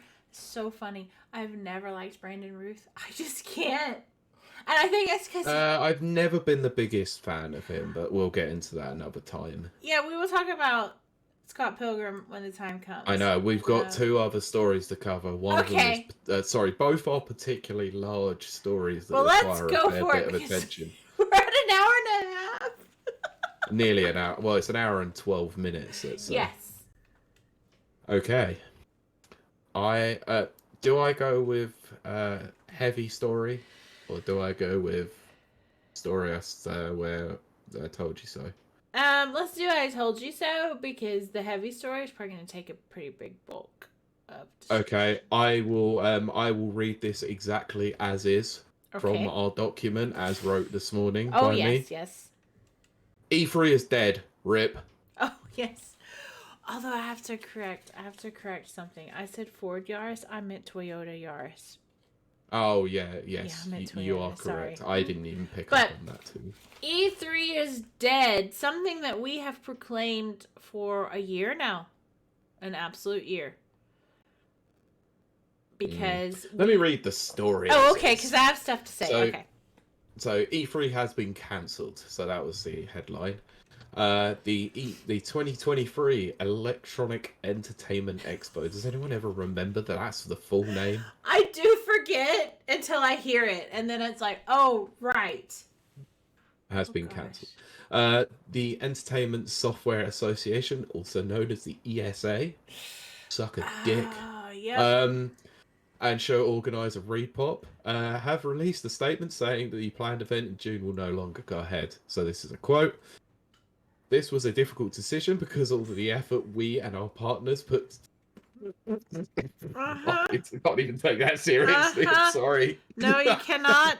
It's a load of bunk. So our partners put. I can't even get through this statement. This is utter crap. Towards making this event happen, but we had to do what was right for the industry, and what's right for E3. What's right for the industry is that you get the hell out. Anyway, I'm not editorializing. Sorry, apologies.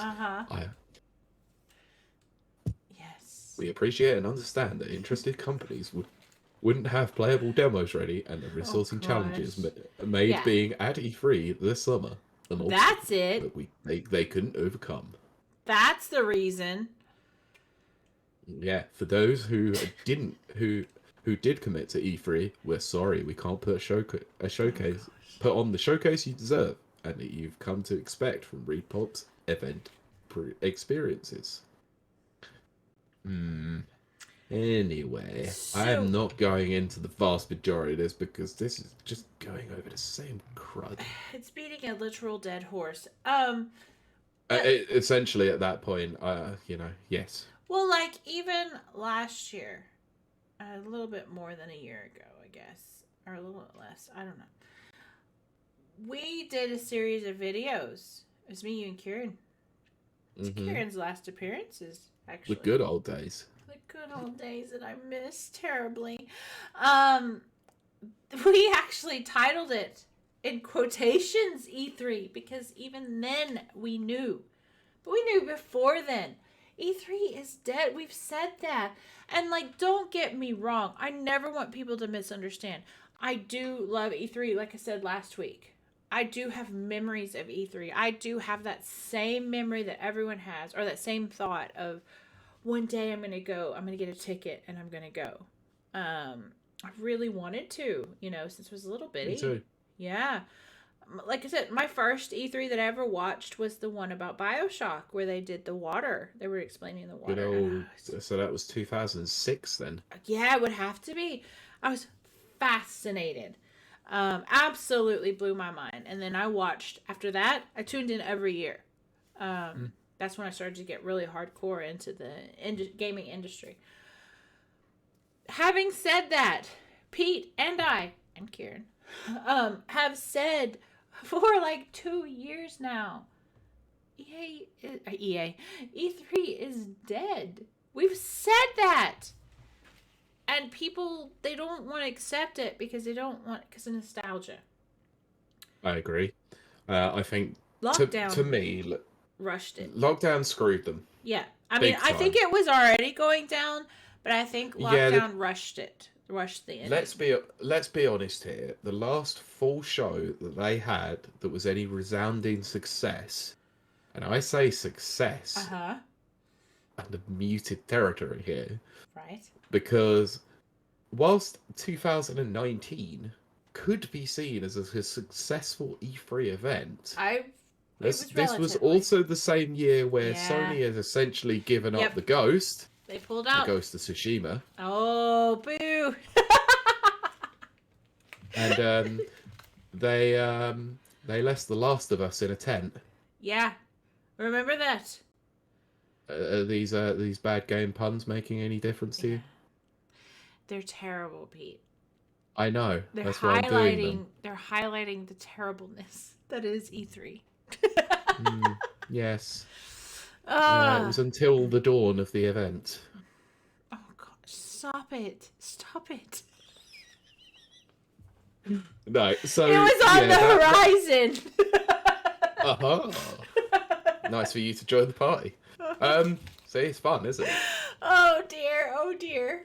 Anyway, so yeah, my point was, before I started devolving into stupidity, oh gosh, was okay, that E3 event was seen as a success. See, and I never until felt everyone that way. watched it. Yeah. I never felt that way. And then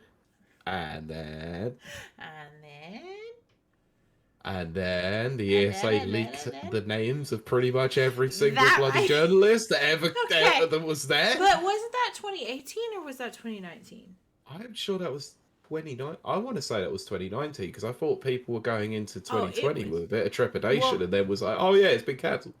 Maybe. I know that was a huge nail in the coffin. It might not have been the final nail, but it was the biggest.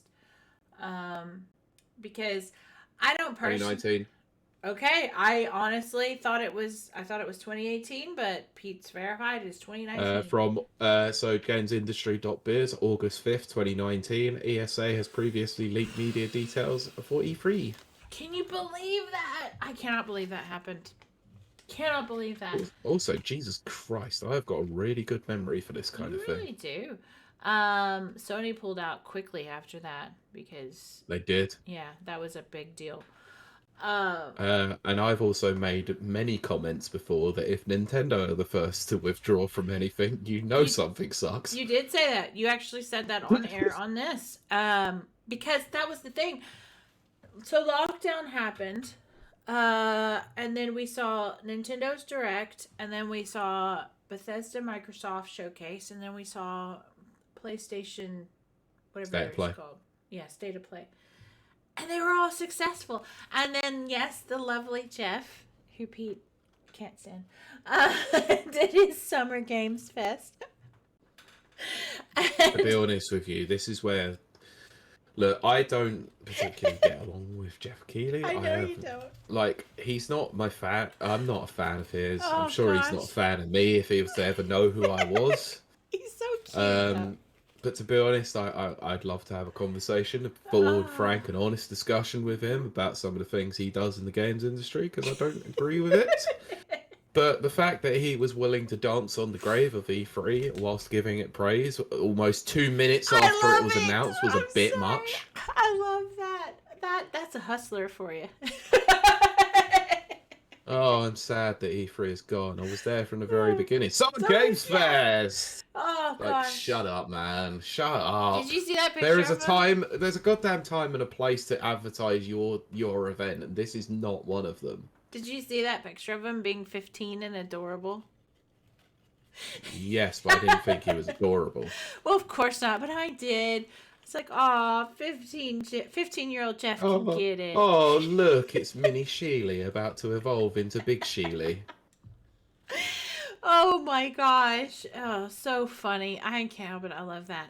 But ultimately, we called it. We called it early on. We called it early days. We said lockdown is going to make this happen. Make it, die a death faster. And it did. It 100% did. Yep. There was no point because you can go back and you can look and you can see us. We live streamed a lot of those showcases and stuff like that. I wish we'd do that again at some point. I want to do it again. No. We had such good times last year. You do know there is only one company that we haven't actually done it for of the big three. And I'm starting to wonder if there's a bit of bias. Oh, is it Nintendo?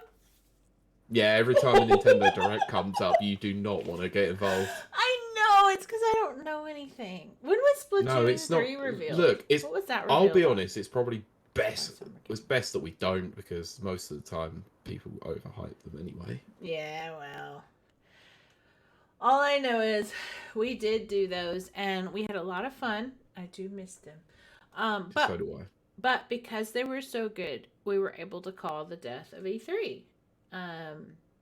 It was very obvious, And yes, there is a sadness there. Never think that there isn't. There's a lot of nostalgia. Pour one out for the homies. Thank you. I'm glad you got that. Yeah. Pete upturned his teacup. For our listeners out there. That's the British way of honoring the completely homies. forgot this, audio. Yeah, exactly. That's because Kieran's not here to remind us. God damn it, Kieran, you need to remind me. I know, exactly. Get back. But the point is, like, we enjoyed E3, but we also called it. And it's sad. It's very sad. Never think that it's not sad.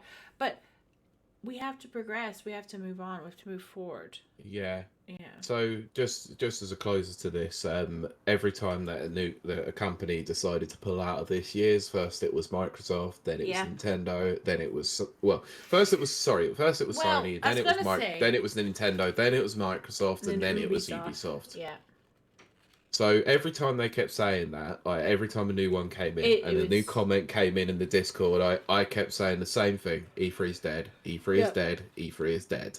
But literally, we've been saying it for 2 years. Yeah, I've been saying it for that probably that long. You absolutely have. I mean, we have as a podcast. We've been saying it. So yeah, but it was my comment at the very end one where they just, I think when Ubisoft pulled out or Microsoft pulled out, where I said E3 is going the way of the dodo. Yeah, I mean, it just is. And we said this a few weeks ago. I don't remember who was on the show when we said it, but we said that, E3 in its current incarnation cannot sustain. It's got. I think it was Richard. When Ubisoft pulled out. Yeah, I think Richard was on. I think that's who was on at the time. And we said it has to evolve. It has to become something else, or it's not going to survive. So hopefully they'll go away, and it's like, oh no, I'm very drunk, I can tell. So U2, which is a band, at the end of their album Rattle and Hum, they did a video presentation, and they said, we're going to go away, and we're going to come back, and we're dream it up all again. And then they came out with Achtung Baby, which was like their biggest hit, biggest album ever. That's what E3 needs to do. They need to go away and dream it up all again, and then come back with something bigger, better. They need their Achtung Baby. And they need their Achtung Baby. I know people hate Bono, but I don't care. I love him. But I often think of that phrase, and that phrase fits so perfectly for E3. I have to go away and dream it up all again.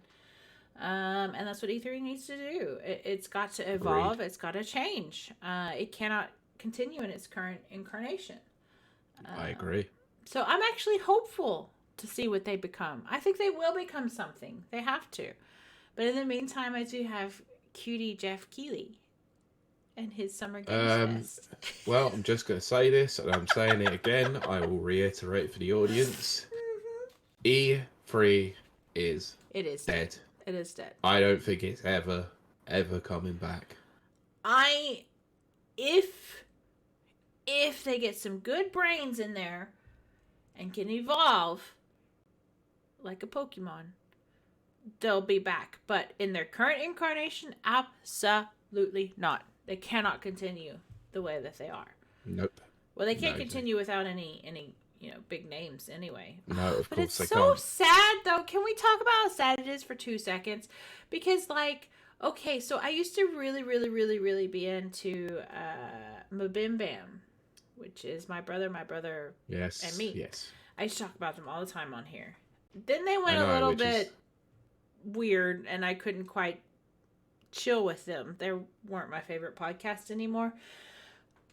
But they did an E3 thing, and it just was like the joy of being there and eating the chicken tendos and being around all of those big name game companies and stuff like that. It's just I wanted to experience that so bad, and I am very sad that doesn't currently exist. I do think that Pete and I should try to go to Gamescom. 100%. Yes, 100%. We need to try and do that. If not this year, next year for sure. We actually should, Pete. I'm not joking. I think I've always wanted to do that. Tokyo Game Show. Let's do that next year. There's no reason why we couldn't. It's Germany. It's not that far away. But it's not like it's Los Angeles. Well, yeah, okay, so you are adulting, that's true. but but watching those old videos, and they are on YouTube, you can go watch any of them. Like, the hype is so cool. Like, just if you have a passion for video games, which both Pete and I very much do, like, E3 is just effing it. It is just like so hype. There's Look, there was a reason why they used to call it Gamer Christmas. It was 100% gaming Christmas. 100%. And I miss it already. Me too. So we'll have to be happy with Jeff Keighley for now. But For who now. knows? Who knows? Now. Maybe I can come up with something, you know? Still waiting on that con. Oh, believe me, I've been thinking. Let's discuss that another time. Yeah. But anyway, Pete, the next story. Final story. It's a big one. Speaking of things that probably need to change. Oh, dear. Games industry is going backwards following alleged GDC attacks. Women in Games CEO says. Yeah. Now, this isn't the first. These have only just started coming out over the last few days. Yeah. It's not the first time I'd been hearing this. Yeah. Quite a worrying state of affairs again from the video games industry. Yes. So let's get on with it. Yes. Full disclosure: this might include some references to things that might cause a bit of offence or trigger. So be warned. Yep, 100%. Games industry organisation Women in Games has said that the industry is going backwards following a series of alleged attacks that took place during events adjacent to this year's Game Developer Conference, also known as GDC. Yeah. In a statement on the official Women in Games website, CEO Marie-Claire Eiserman. Sorry if I pronounced your name incorrectly. Yeah. Eiserman, I think. Said, none of this is okay. None of this should be happening. Eastman then called on GDC's organisers to work with Women in Games so that we can help to make these events safe spaces for all. Following the 2023 event, allegations of reports of attacks circulated on social media.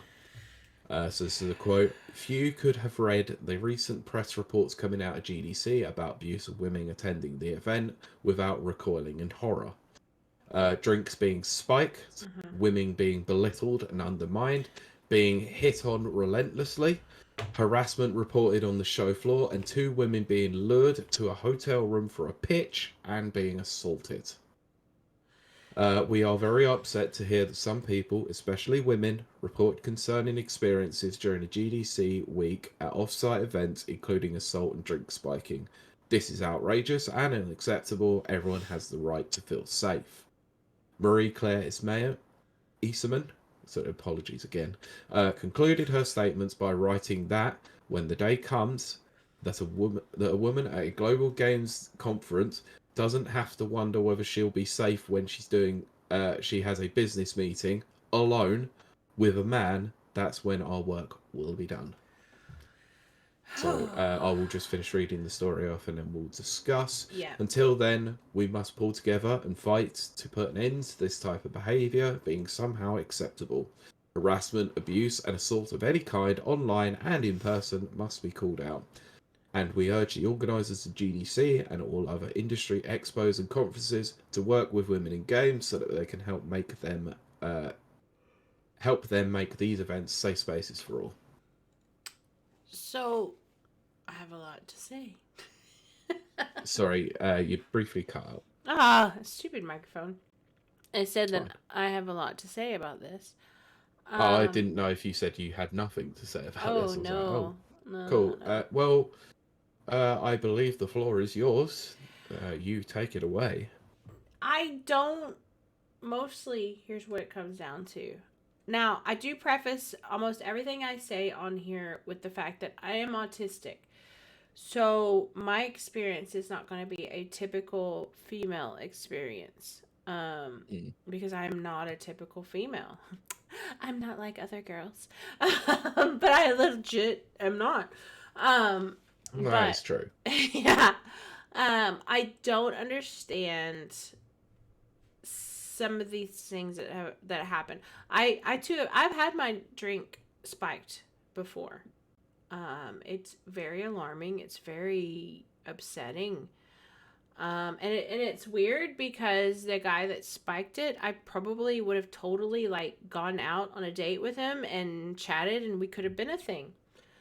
Although I don't think that's why guys spike drinks. I think they spike it for immediate reasons. I don't know. I'm gonna be honest. I don't know. I was very, very lucky that. Can I be? Look, I'm just gonna say this. There's a reason why they call it date rape. Oh, right. Okay. See, that makes sense, Pete, actually.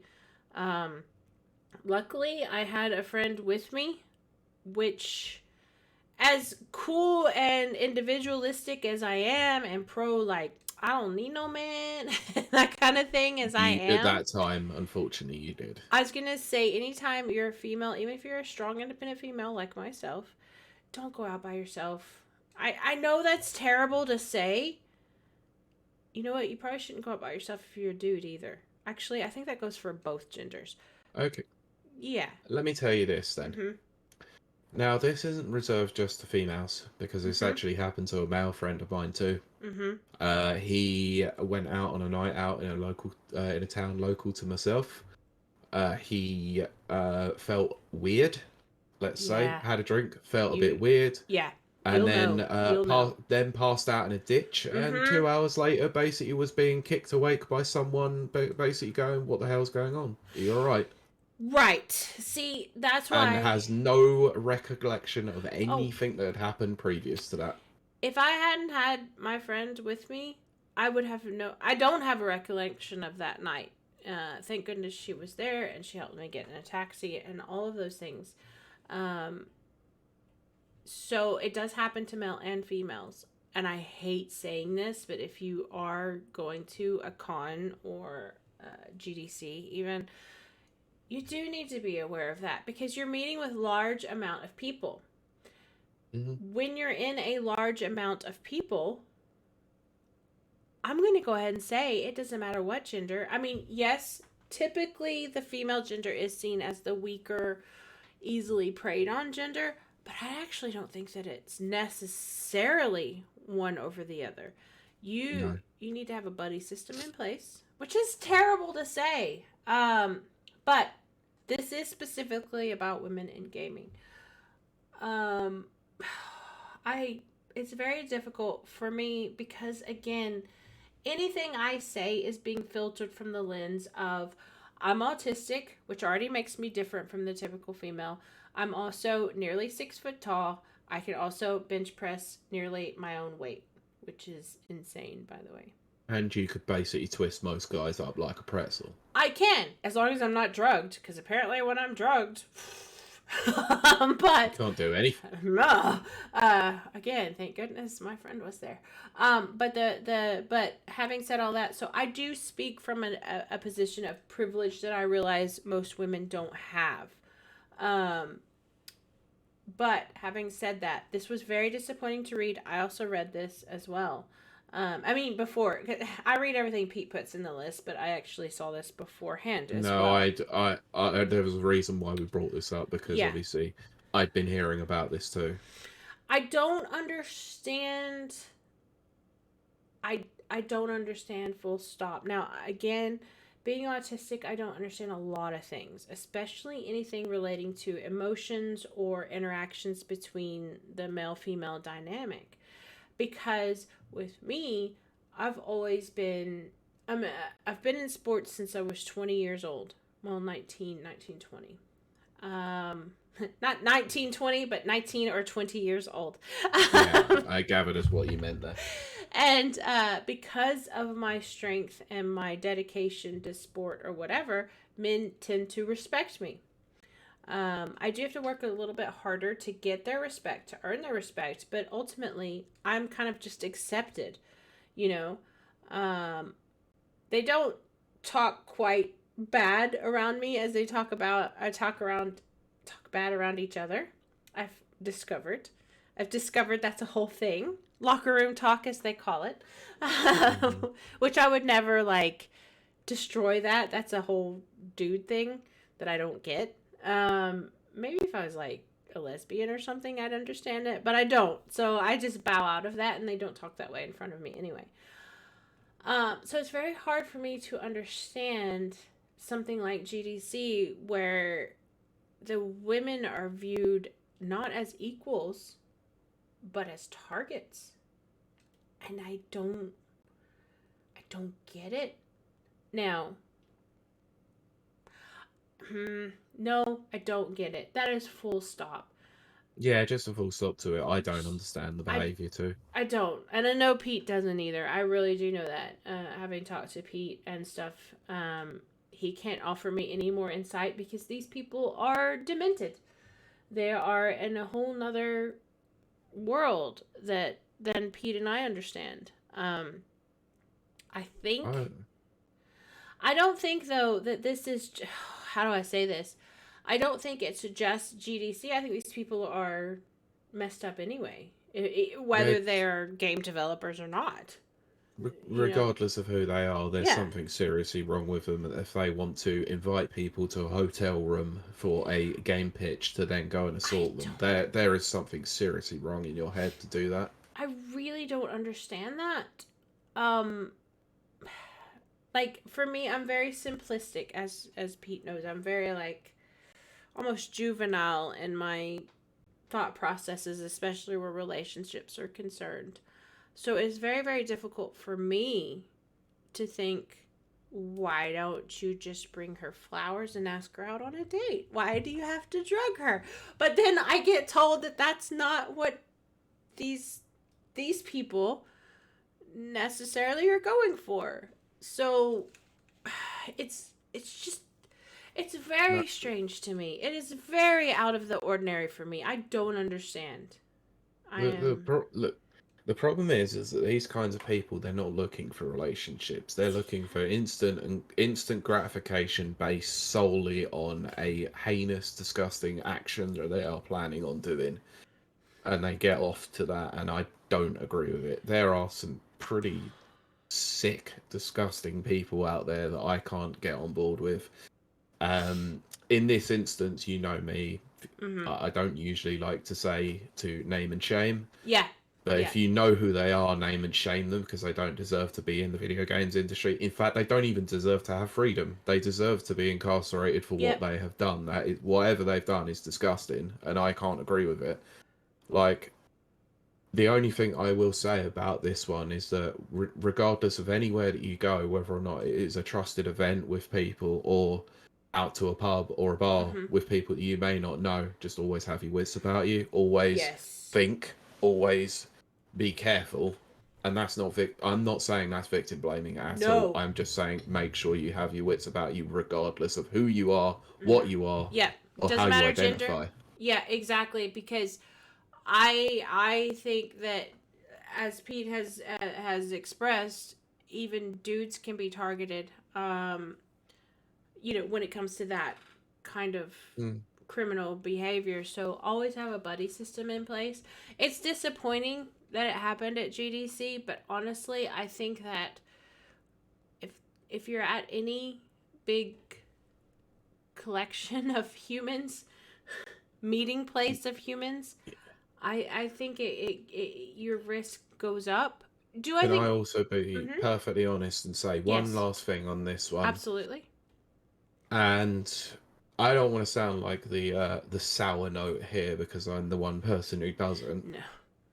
But it's always when alcohol was involved too. Yes. Pete, you're not wrong. You're not wrong.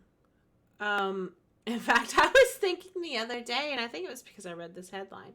So in university, I wrote a paper that was talking about how women have to take a bit of responsibility, not to not be victims. Please don't misunderstand me. That's not what I'm saying. But it is very, very difficult to be a female and go and drink to where you're doolally and then not have a buddy. My whole paper that I wrote in university was about the buddy system, and that's why I pushed that so hard. because I'm an individualistic person, I don't tend to have a buddy system in place, and that has backfired, obviously. And except for when I did have my buddy, and she saved my ES. Which is good. Yes, because I was absolutely drugged. And she got me out of there.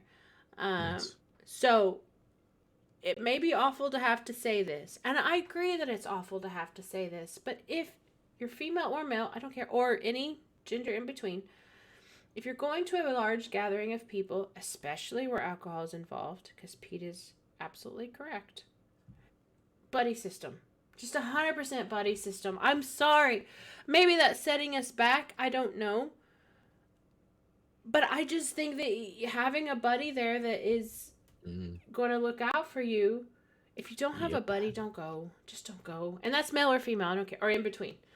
To a certain degree, I would agree with that. Look, there has been so many, numerous nights where I have lost a lot of sleep because I have decided to sit up and wait, even though I'm not out with them. Because my partner is out, and I'm concerned that she gets home okay. Yes. And I'm always available for a phone call if she needs it, or for me to rush out if I need it. That's what I'm there for. I 100% would tell you before, I think the last time I went out was 2019. Because lockdown happened and I aged out of club going, which really makes me sad on one hand. Because it just took my last days of my youth away. But the point being that, up until the point that I was drugged, I would have been like, oh yeah, that never happens. That only happens in newspapers. It happens in the movies. Yeah, it only happens to people I know. Yeah, or you're just making it up because that never happens. No, it happens. It will never happen to me. It's a statistical anomaly. Exactly. When it did happen to me, I was absolutely floored because I'm like big and strong, and who would drug me? Well, it turns out this tiny little guy did. He was really cute and I really liked him, but he decided to go that way, take that road, which angers me on so many levels. Believe you me, when I found out about my friend, I was really angry about it too. Yeah, absolutely. I wanted to find out who it was and take names. Yeah.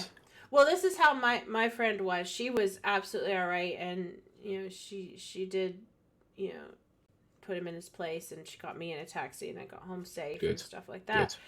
But I hate to say this because I'm such an empathetic person, but until it happened to me, I didn't think that it actually happened. Does that make sense? No, because I kind of was there myself until I'd heard a couple of stories, because one of them, so the first one I heard was one of Rachel's friend's sisters happened to her, and then 2 weeks later it happened to my mate, and I'm like, oh jeez. Right.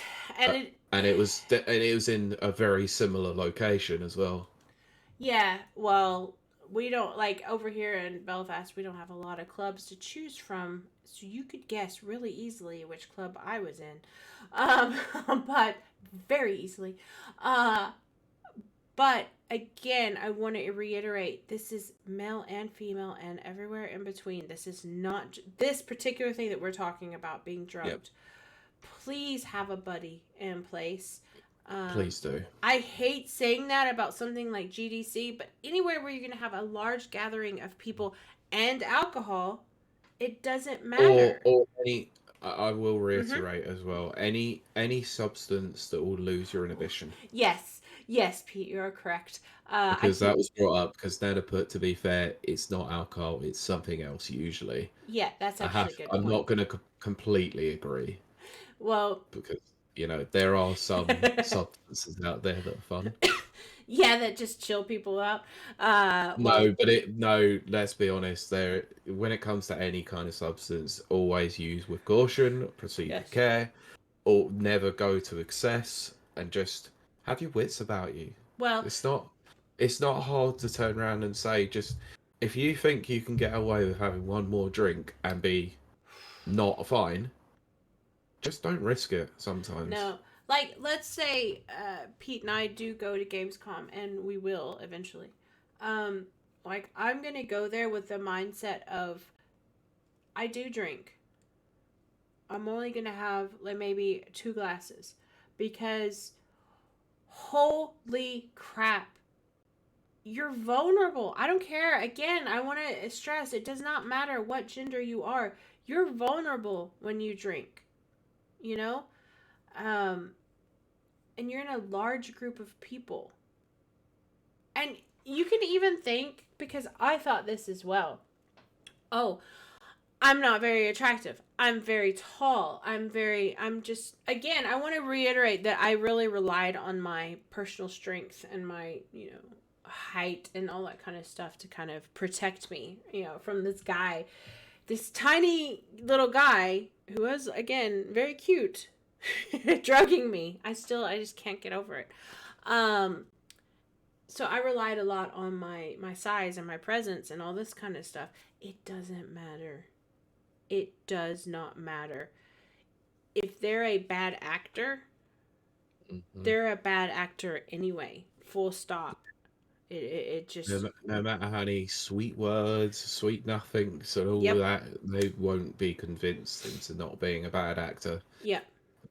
That doesn't just apply to GDC. That doesn't apply to large scale. Exactly. That applies to anyone walking down the street. Just, oh yeah, you never know who could be what they are behind closed doors, and it's quite horrible. I hate living like that. I do, because I don't. So do I. Yeah. So do I. I don't think you should always be afraid or be scared of everyone everywhere. Well, good point. I'm actually going in 2 weeks to Italy. I've said this before. I'm landing in Naples. Every person I talk to has warned me, Naples is bad. It has a reputation. That's a little bit terrifying for me because I'm on my own. Yeah. They say just be careful and have your wits about you. That's all I'll say. Exactly. They're like, get out of Naples as soon as you can. So I'm not going to stick around, and I'm not going to go to the clubs in Naples, and I'm not going to drink in Naples. Again, Naples is probably beautiful and a wonderful city. I am not saying anything. I'm just saying based on what people have told me. Of course. So I'm going to get to my B&B as soon as I can because I am on my own. So having said that, anytime you're in any environment where there's a large group of people, keep your wits about you. Try your hardest to do the buddy system. If you can't, like I can't do that in Italy. I don't have anyone else. Just try your best to not drink, to not be altered or whatever, Okay. I mean, that really does sound victim blaming though, Pete. Yeah, but that's why I maintained earlier on that I said I'm not trying to victim blame here, but that's really just common sense, really. You got to keep your wits about you. The other thing is that if you feel like something is off, yes, trust your instinct. Oh my gosh, and walk away. 100%. Pete is not wrong. You listen to that instinct, and if your says intuition is usually telling you something for a reason. 100%. Just listen to that little tiny voice inside of you that says, "Oh, I don't like this." Well, turn around and walk away. Take 5 minutes and think about it. Yeah, exactly. So, God, I mean, I do know that we're skirting the edge of victim blaming, but at the same time, Pete and I are both very practical people, and you have to use common sense. It's terrible. I know, it sucks, really. I've been out numerous times. Look, this is coming from a guy who walks down back roads with big frickin' headphones on in the middle of the night. You do. Sometimes I don't trust my better instinct. Yeah, I mean, sometimes Pete's talking to me when he does this, and I'm like... And he'll people talk to you on the path and stuff. And sometimes I do, yeah. Yeah. But I've always got my torch on. There's no way I'm going to walk it without it.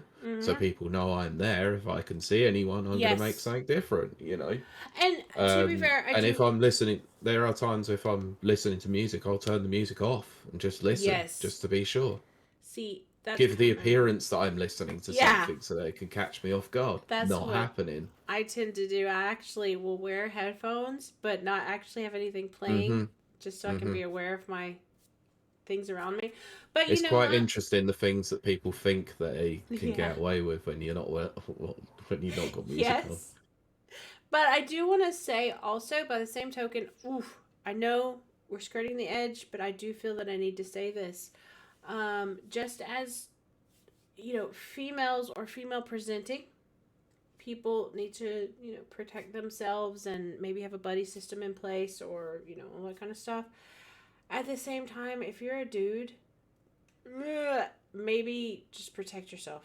Don't be alone with a female if you don't know where things are progressing. Don't make yourself vulnerable in those sort of situations.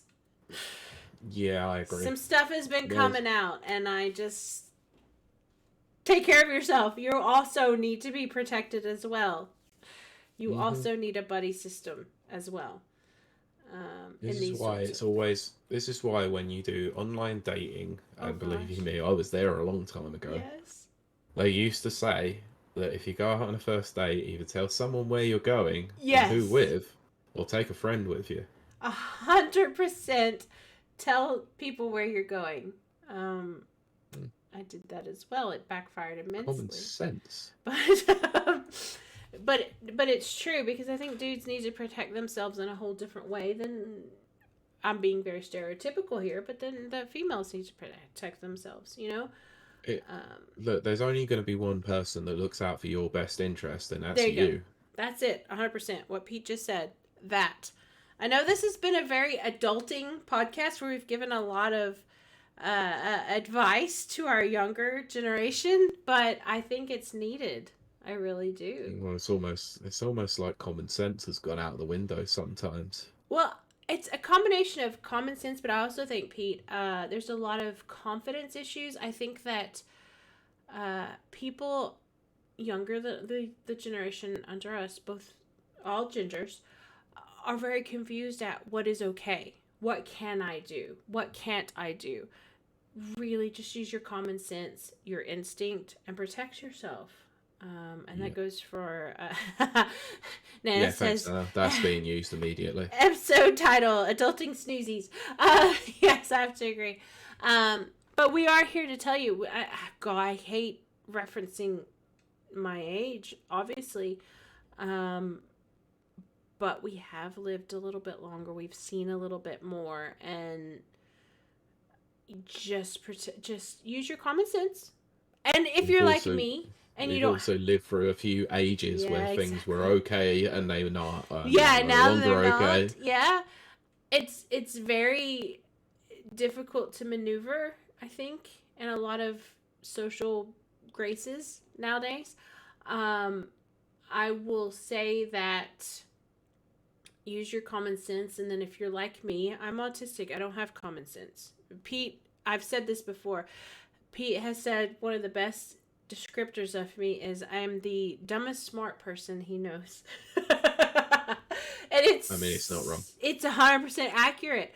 I am very intelligent. I can build a computer. I can write code. I can do anything. When it comes to common sense, I don't have one lick of common sense. I just don't. It's like missing in my brain. So I surround myself with people who do have common sense. And that, you need to do that. Just do that. I don't care what gender you are. Just do that. You know. So I'm always the one, when I go on a night out, I'm the one who makes sure my friends get home first. Yeah, you always need a Pete in your group. Again, I want to reiterate how thankful I was that I had a friend who spotted immediately that I had been drugged. I would have never known. As you can see on this podcast, and if you know me personally, I can hold my liquor. Like, seriously, I'm a freaking McLeod. I will drink you under the table. The fact that I had drank one glass of white wine and was nearly falling over myself, slobbering all over myself. She was like, "Oh, this is not right. This isn't normal. This is." Well, it's good that she noticed that almost immediately and was like, "Yeah, this isn't you." Yeah, exactly. It was very good. So we both knew immediately who had done it. And she ushered me into a taxi and told the taxi driver, "She's been drugged. Please get her home safely." I vaguely remember that taxi ride. But it can happen to anyone. Absolutely. Am I more vulnerable because I'm autistic? I don't actually think so. I think anyone is an equal target. Anyone and everyone, leave your drink unattended for a hot second, and that's it. And that's what I did, which is silly of me. Like when I'm or used to be in a club. I haven't been in a club since. Because like I said, I've aged out of it. But I'd always have my glass of wine in my hand. I would never set it down. That night, I sat it down. And she was like, "That's kind of weird for you." I was like, "Yeah, I know, but eh." And we walked away. I've got 2 rules of engagement for you when it comes to drinking, when it comes to this sort of thing. Number 1, if you're drinking beer, always drink bottled beer. Yes, agreed. Number 2, if you do decide to drink pints or wine, put a coaster over your glass. And the thing is, audience, I want you to know, Pete is not wrong. I was told that. Did I do that? Nope. You know why? Did I work in a pub? That's right, you did. Well, I want to tell you why I didn't do it. Because I still thought this will never happen to me. Rust. There was trust. Trust, yeah. This will never happen to me. That only happens in the movies. That's crazy. Who can get Rohypnol or whatever? No, right, Belfast? You know? That's so silly.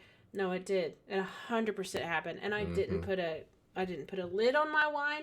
I set it down. I did everything wrong. I set it down. Yeah. I walked away from my friend. I partied with this guy. And the unthinkable happened. You know? It only takes a few seconds. It all happens so quickly. It was literally a few seconds. But anyway, I think that's enough of that. I think that's enough adulting. I just hope that our listeners really do hear us. I hope so. I know we were told the same thing and we didn't always listen. I didn't always listen, but I'm telling you right now. Yeah, all right, boomer. Exactly.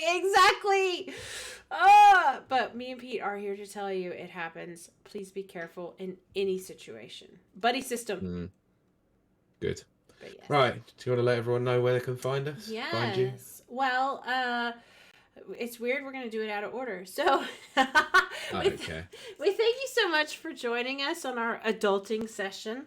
But if you liked it, tell us, we'll give you more advice. We're old now. Like this year's birthday is really messing me up, Pete. Sorry? I said this year's birthday is really messing me up. It messed me up for a little bit, don't worry. I know it did. But anyway, if you want to come find me, I just talk about crazy stuff. I just put whatever is in my brain. Like, I don't think about it. I just type it. I'm over at Kiley to Greet, KLEYTEHGREET on Twitter for as long as it lasts. Who knows? Holy crap. Did you see Elon Musk changed his name to Harry Balls? No, I did not. Yes, I didn't really care. He did. I don't know what's happening. That man is like over 50. And I know that I'm immature, but we're in a next level. But I mean, there was. I'm not getting into that. That was a hilarious story at the time. Which one? The one where I said a Scottish YouTuber was known as Giant Penis on there for a while, and Elon Musk specifically said, "I am not allowing you to change it because it's funny." That's excellent. But see, that's the thing. There were parts of Elon Musk that were funny in the old days, and I did have a sort of crush on him. Kind of a celebrity crush type thing. But then he starts doing stupid things, and I'm like, what is wrong with you? But anyway, I know that we are now well over 2 hours. Yes, we're going to finish it. See, this is what happens when I drink, Pete. But if you want to check out my CrossFit stuff, I'm over on Instagram, but it's kind of CrossFit plus gardening plus sometimes cooking. Brilliant. That's at Kylie Yellick. And then I think that's it for me. Pete, where can I find you? So you can find me on Twitter still at the moment at Pete Beckett1, spelled BECKETT, and the number one. I also want to just take a hot minute to plug the Never Watchers podcast. Oh, yes. Because we have finally, for now, reached the end of our Marvel Cinematic Universe journey. Until June, that is, of course. Yes. Or May, whenever Guardians 3 is out. Oh, goodness. But we are starting a new series. There is currently a poll on Twitter, so please check out the Neville Watchers on Twitter and get involved in the poll, because that's what we're going to be watching next. Very good. Absolutely. Did you say I think that's us. Did you say where they could find you, personally? Yeah. Okay. I did. A lot. But we thank our watchers. Remember, this is a proof of why you always have your wits about you. And your buddy system. Pete's my buddy in this case. I've been looking after you. That's true. I didn't tell you to put the bottle down. That's true. That's my mistake. Well, I finished that bottle I know, I saw it. That was my mistake. But wow, it's been nice though. I haven't drank in so long. It feels good. But anyway, thank you so much to our viewers and our watchers. And you can always watch us over at twitch.tv/rapid reviews. Yes. You can also find a link to the video version of this on YouTube within the podcast description too. Yeah. So you can check the pre and post shows if you've missed anything. Yeah, I mean, again, I did publicly say that I wasn't going to beg for views anymore because no one owes us their loyalty. They don't owe us anything. But if you're bored and you really want to watch us, it would make me feel so good on Mondays when I check the numbers. Yeah, I mean, it would be nice. It does feel good, but also you're not obligated to. Let's be honest. We've always maintained this. We don't do this for views. We do this because we enjoy doing it, but the views make it all the more sweeter for us to do it. It does feel really good, but we do get great compliments on how it's just chill and people love chilling with us every Monday. Well, I guess it'll be Tuesday this week. But, yeah. And that really goes very far. But I do like seeing the numbers go up. Again, I don't look at individual episodes because I'm lazy, but I like to see the big number go up. Anyway, that's going to do it for us. So, thank you for joining us. And we will see you and talk to you next week. Bye. Goodbye. Oh my gosh, that was Adulting 101 with Kiley and Pete. But it's something that I feel... What happened to life? We used to be cool. We used to be cool, man. What happened? Pete, we are. Man? You used to be cool. Hey, I'm still cool. I'm still cool. We are literally turning into grown-ups. You realize that? It feels weird, right? Right in front of our faces as well. That's what makes it even worse. It feels weird. I hate this. I don't like it.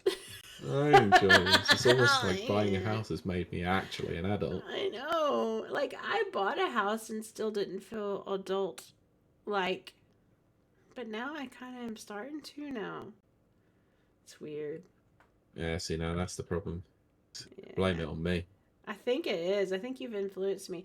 Oh no, now I have to follow Pete's life milestones. That's how I'm going to get older, is through Pete. I have to lose friends and influence people, I guess.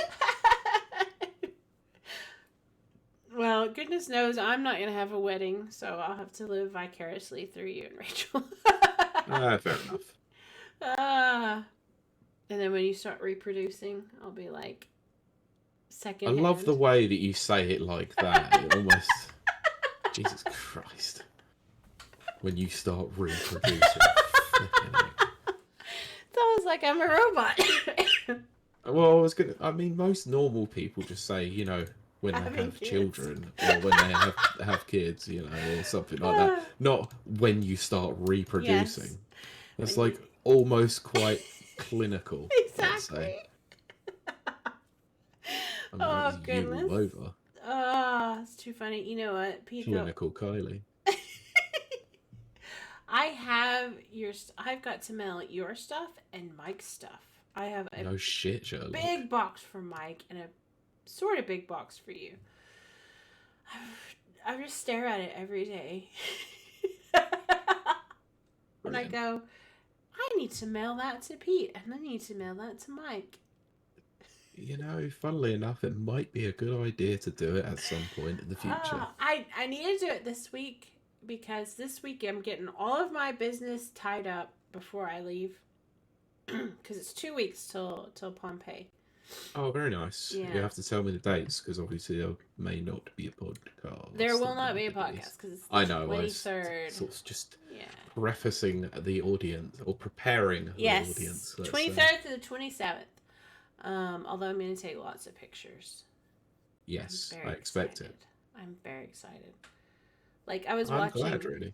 I was watching a special on it, which just happened to come on the other night. Or I guess it was yesterday. And it just reminded me, like, it's, don't get me wrong, I want everyone to know out there, I realize Pompeii is very sad. It's a very existential crisis moment. What? Because the vast majority of the people got killed by an active volcano. They got killed and they're preserved in their death throes, which is very upsetting, and I 100% acknowledge that. But I it's kind of cool at the same time, though. Well, you know, I was like 5 or 6 when I first read about Pompeii, and I am autistic, so I'm a little bit intelligent, and my, like, knowledge meter went off the charts. I was just like, I am obsessed with this. There's 2 things I'm obsessed on in my childhood, which was Pompeii and Titanic.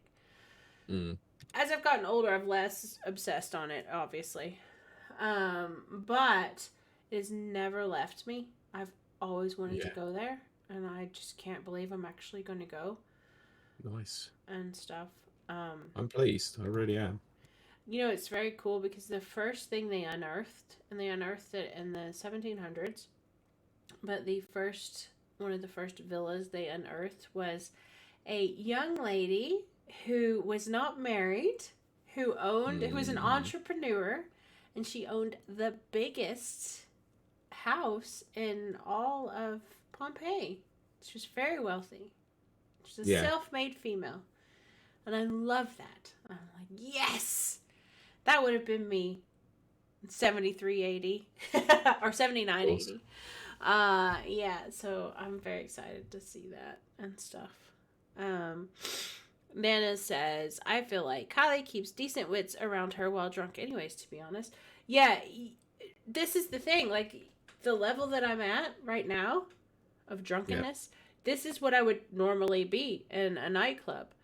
Just this, and then I would just be jumping around dancing because I love dancing. You know, I forgot what those things are called. It doesn't matter. You know, maybe a little extra enhancement, but nothing, you know, crazy. This is it. The night I was drugged, I was falling all over myself. And that's why my friend was like, oh, this is not, no. That's not great at all. No. And stuff. So I want to hit home what Pete and I both said, which is always have a buddy system and just don't overindulge when you're on your own like that.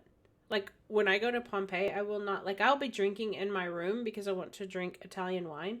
I will not be drinking in the restaurant. I will not be going to clubs. I am strictly going to tour Pompeii, hopefully tour Rome, because I want to see the Colosseum, and I want to get dirt from the Colosseum and put it in a necklace, because I'm crazy. And that just sounds so cool because I'm into gladiators. Because they were the original, like, sports people. But I won't be going to any clubs. Absolutely not. No, not on my own. Nope. I remember my last holiday was it was half in Glasgow and then half in Fort William, Scotland. And I remember I was staying in a hostel, which I don't know if Americans know what a hostel is. In fact, I don't think they do. It's a very cheap accommodation where there's like usually like 8 people in a room. Now this one only had 2 other people, and they were like into each other, and I think they started doing it while I was sleeping, which Brilliant. was really like they thought I was asleep, and I was just like, oh my gosh, I'm never doing this again. So I never stayed in a hostel again. But my point being, let's see. Nana says a hostel is similar to a motel, though, right? Sort of, except that you're in a big group. You're just in a big group accommodations. It's very cheap and affordable, but there's a lot of risk involved. But there was a nightclub not far from where I was, and I almost went to it because I was like, I freaking love nightclubs, and I think it was like an ABBA night, which is even better. Of course. Like ABBA and Queen or something. The standard, basically. Yeah. They were playing that the other day in some store I was in. I was like, why is it always ABBA and Queen together? Not that I'm complaining, because I love them, but it is funny. Because they're both incredibly iconic, and both have had stage shows based on their music. I mean, yeah, but like, why together? Which, again, not complaining. I love it. It's just weird. But I opted not to go that night. And I'm kind of glad I did, because I was by myself. Of course, that meant that I was in the hostel with 2 people, like, doing it over my head. Yeah, I mean, I'm not saying what I was going to say there. I mean, it was 2 chicks, but I'm not into that, so it was just like, why? But Fort William was great, because I was on my own in my little glamping pod. Oh, I miss that so much. But anyway, the whole bottom line of that was, again, don't go by yourself. I don't care, male or female. Don't care. Do not care. Don't go stuff like that by yourself. Don't go wandering by yourself and do stupid stuff like that. Don't do stupid stuff. Recipe for disaster. Yeah, I mean, kind of go wandering, because that's what I do, is I go wandering. Yeah, I've noticed plenty of people who've done that in the past. It's really annoying. They're like, "Oh, I'm just going to get drunk," and then just wander off. Yeah, don't do that. Don't in fact, someone the other day told me that. I won't reveal who they were. I was just like, why? Yeah, no, like, I'm not kidding. I want to stress this to our audience, and then we'll go. But I drink. Like, I drink on here. I will not drink when I'm by myself on holiday. That's just stupid. That defies all logic. Yeah, I know. I mean, I don't even drink as is anyway. But even when I was in the throes of my drinking, I'd never drink alone. No, not when you're away. Like, I don't mind drinking alone when I'm in my house. Yeah, in your house is a bit different. But like, you're in a safe place where you know who's coming and going. Yeah. Exactly. Like, there's no one like, I'm gonna sit in my room by myself watching Krusty, and then I'm gonna fall asleep by myself. Like, there's pure safety there. Outside of that, no, I'm not gonna drink in Italy. I'm drinking in my hotel room or my B&B. Yeah, well, that's fine. Yeah. Just be careful when you do as well, though. Yeah. Always have your wits about you. That's really what it comes down to. Again, common sense. I know we're sounding like broken records, but we're going to wind it up now. But that's because I don't want to get anyone harmed. Well, I don't want to see anyone harmed. That's the thing. Like, it sucks because, okay, like, I will go on my soapbox for a little bit, and then we'll wrap it up. Like, there's this thing, like, if you're on the internet, you've seen it, it's like, oh, women should not dress sexy, don't go out alone, don't blah, blah, blah. And the counter to that is, well, men shouldn't rape. If you feel the desire to rape, please go home, or call a buddy, or blah, blah, blah. So I never want to say that we're saying, oh, victims this, victim blaming. We're not. Just use common sense on top of that. It sucks. It sucks that there are bad actors out there. 100% it sucks. but use some common sense, Yeah. Or if you're like me and you don't have common sense, make sure people around you do. Because that's what I do. Oh, sorry, what? I said if you don't have common sense, like I don't have common sense, make sure you keep people around you that have common sense. Oh, sorry, I didn't actually hear that. I'm sort of partially doing the edit in the background. I know, I can tell. But I got to the point where I needed to actually censor something, so I needed to listen. Oh goodness. Was it the 45 mark or whatever? Yes, it was. But I think I'm going to wrap it up because I have to go to the bathroom and I'm going to crash. Yes, so do I at some point in a minute. An entire bottle of wine sitting in my bladder.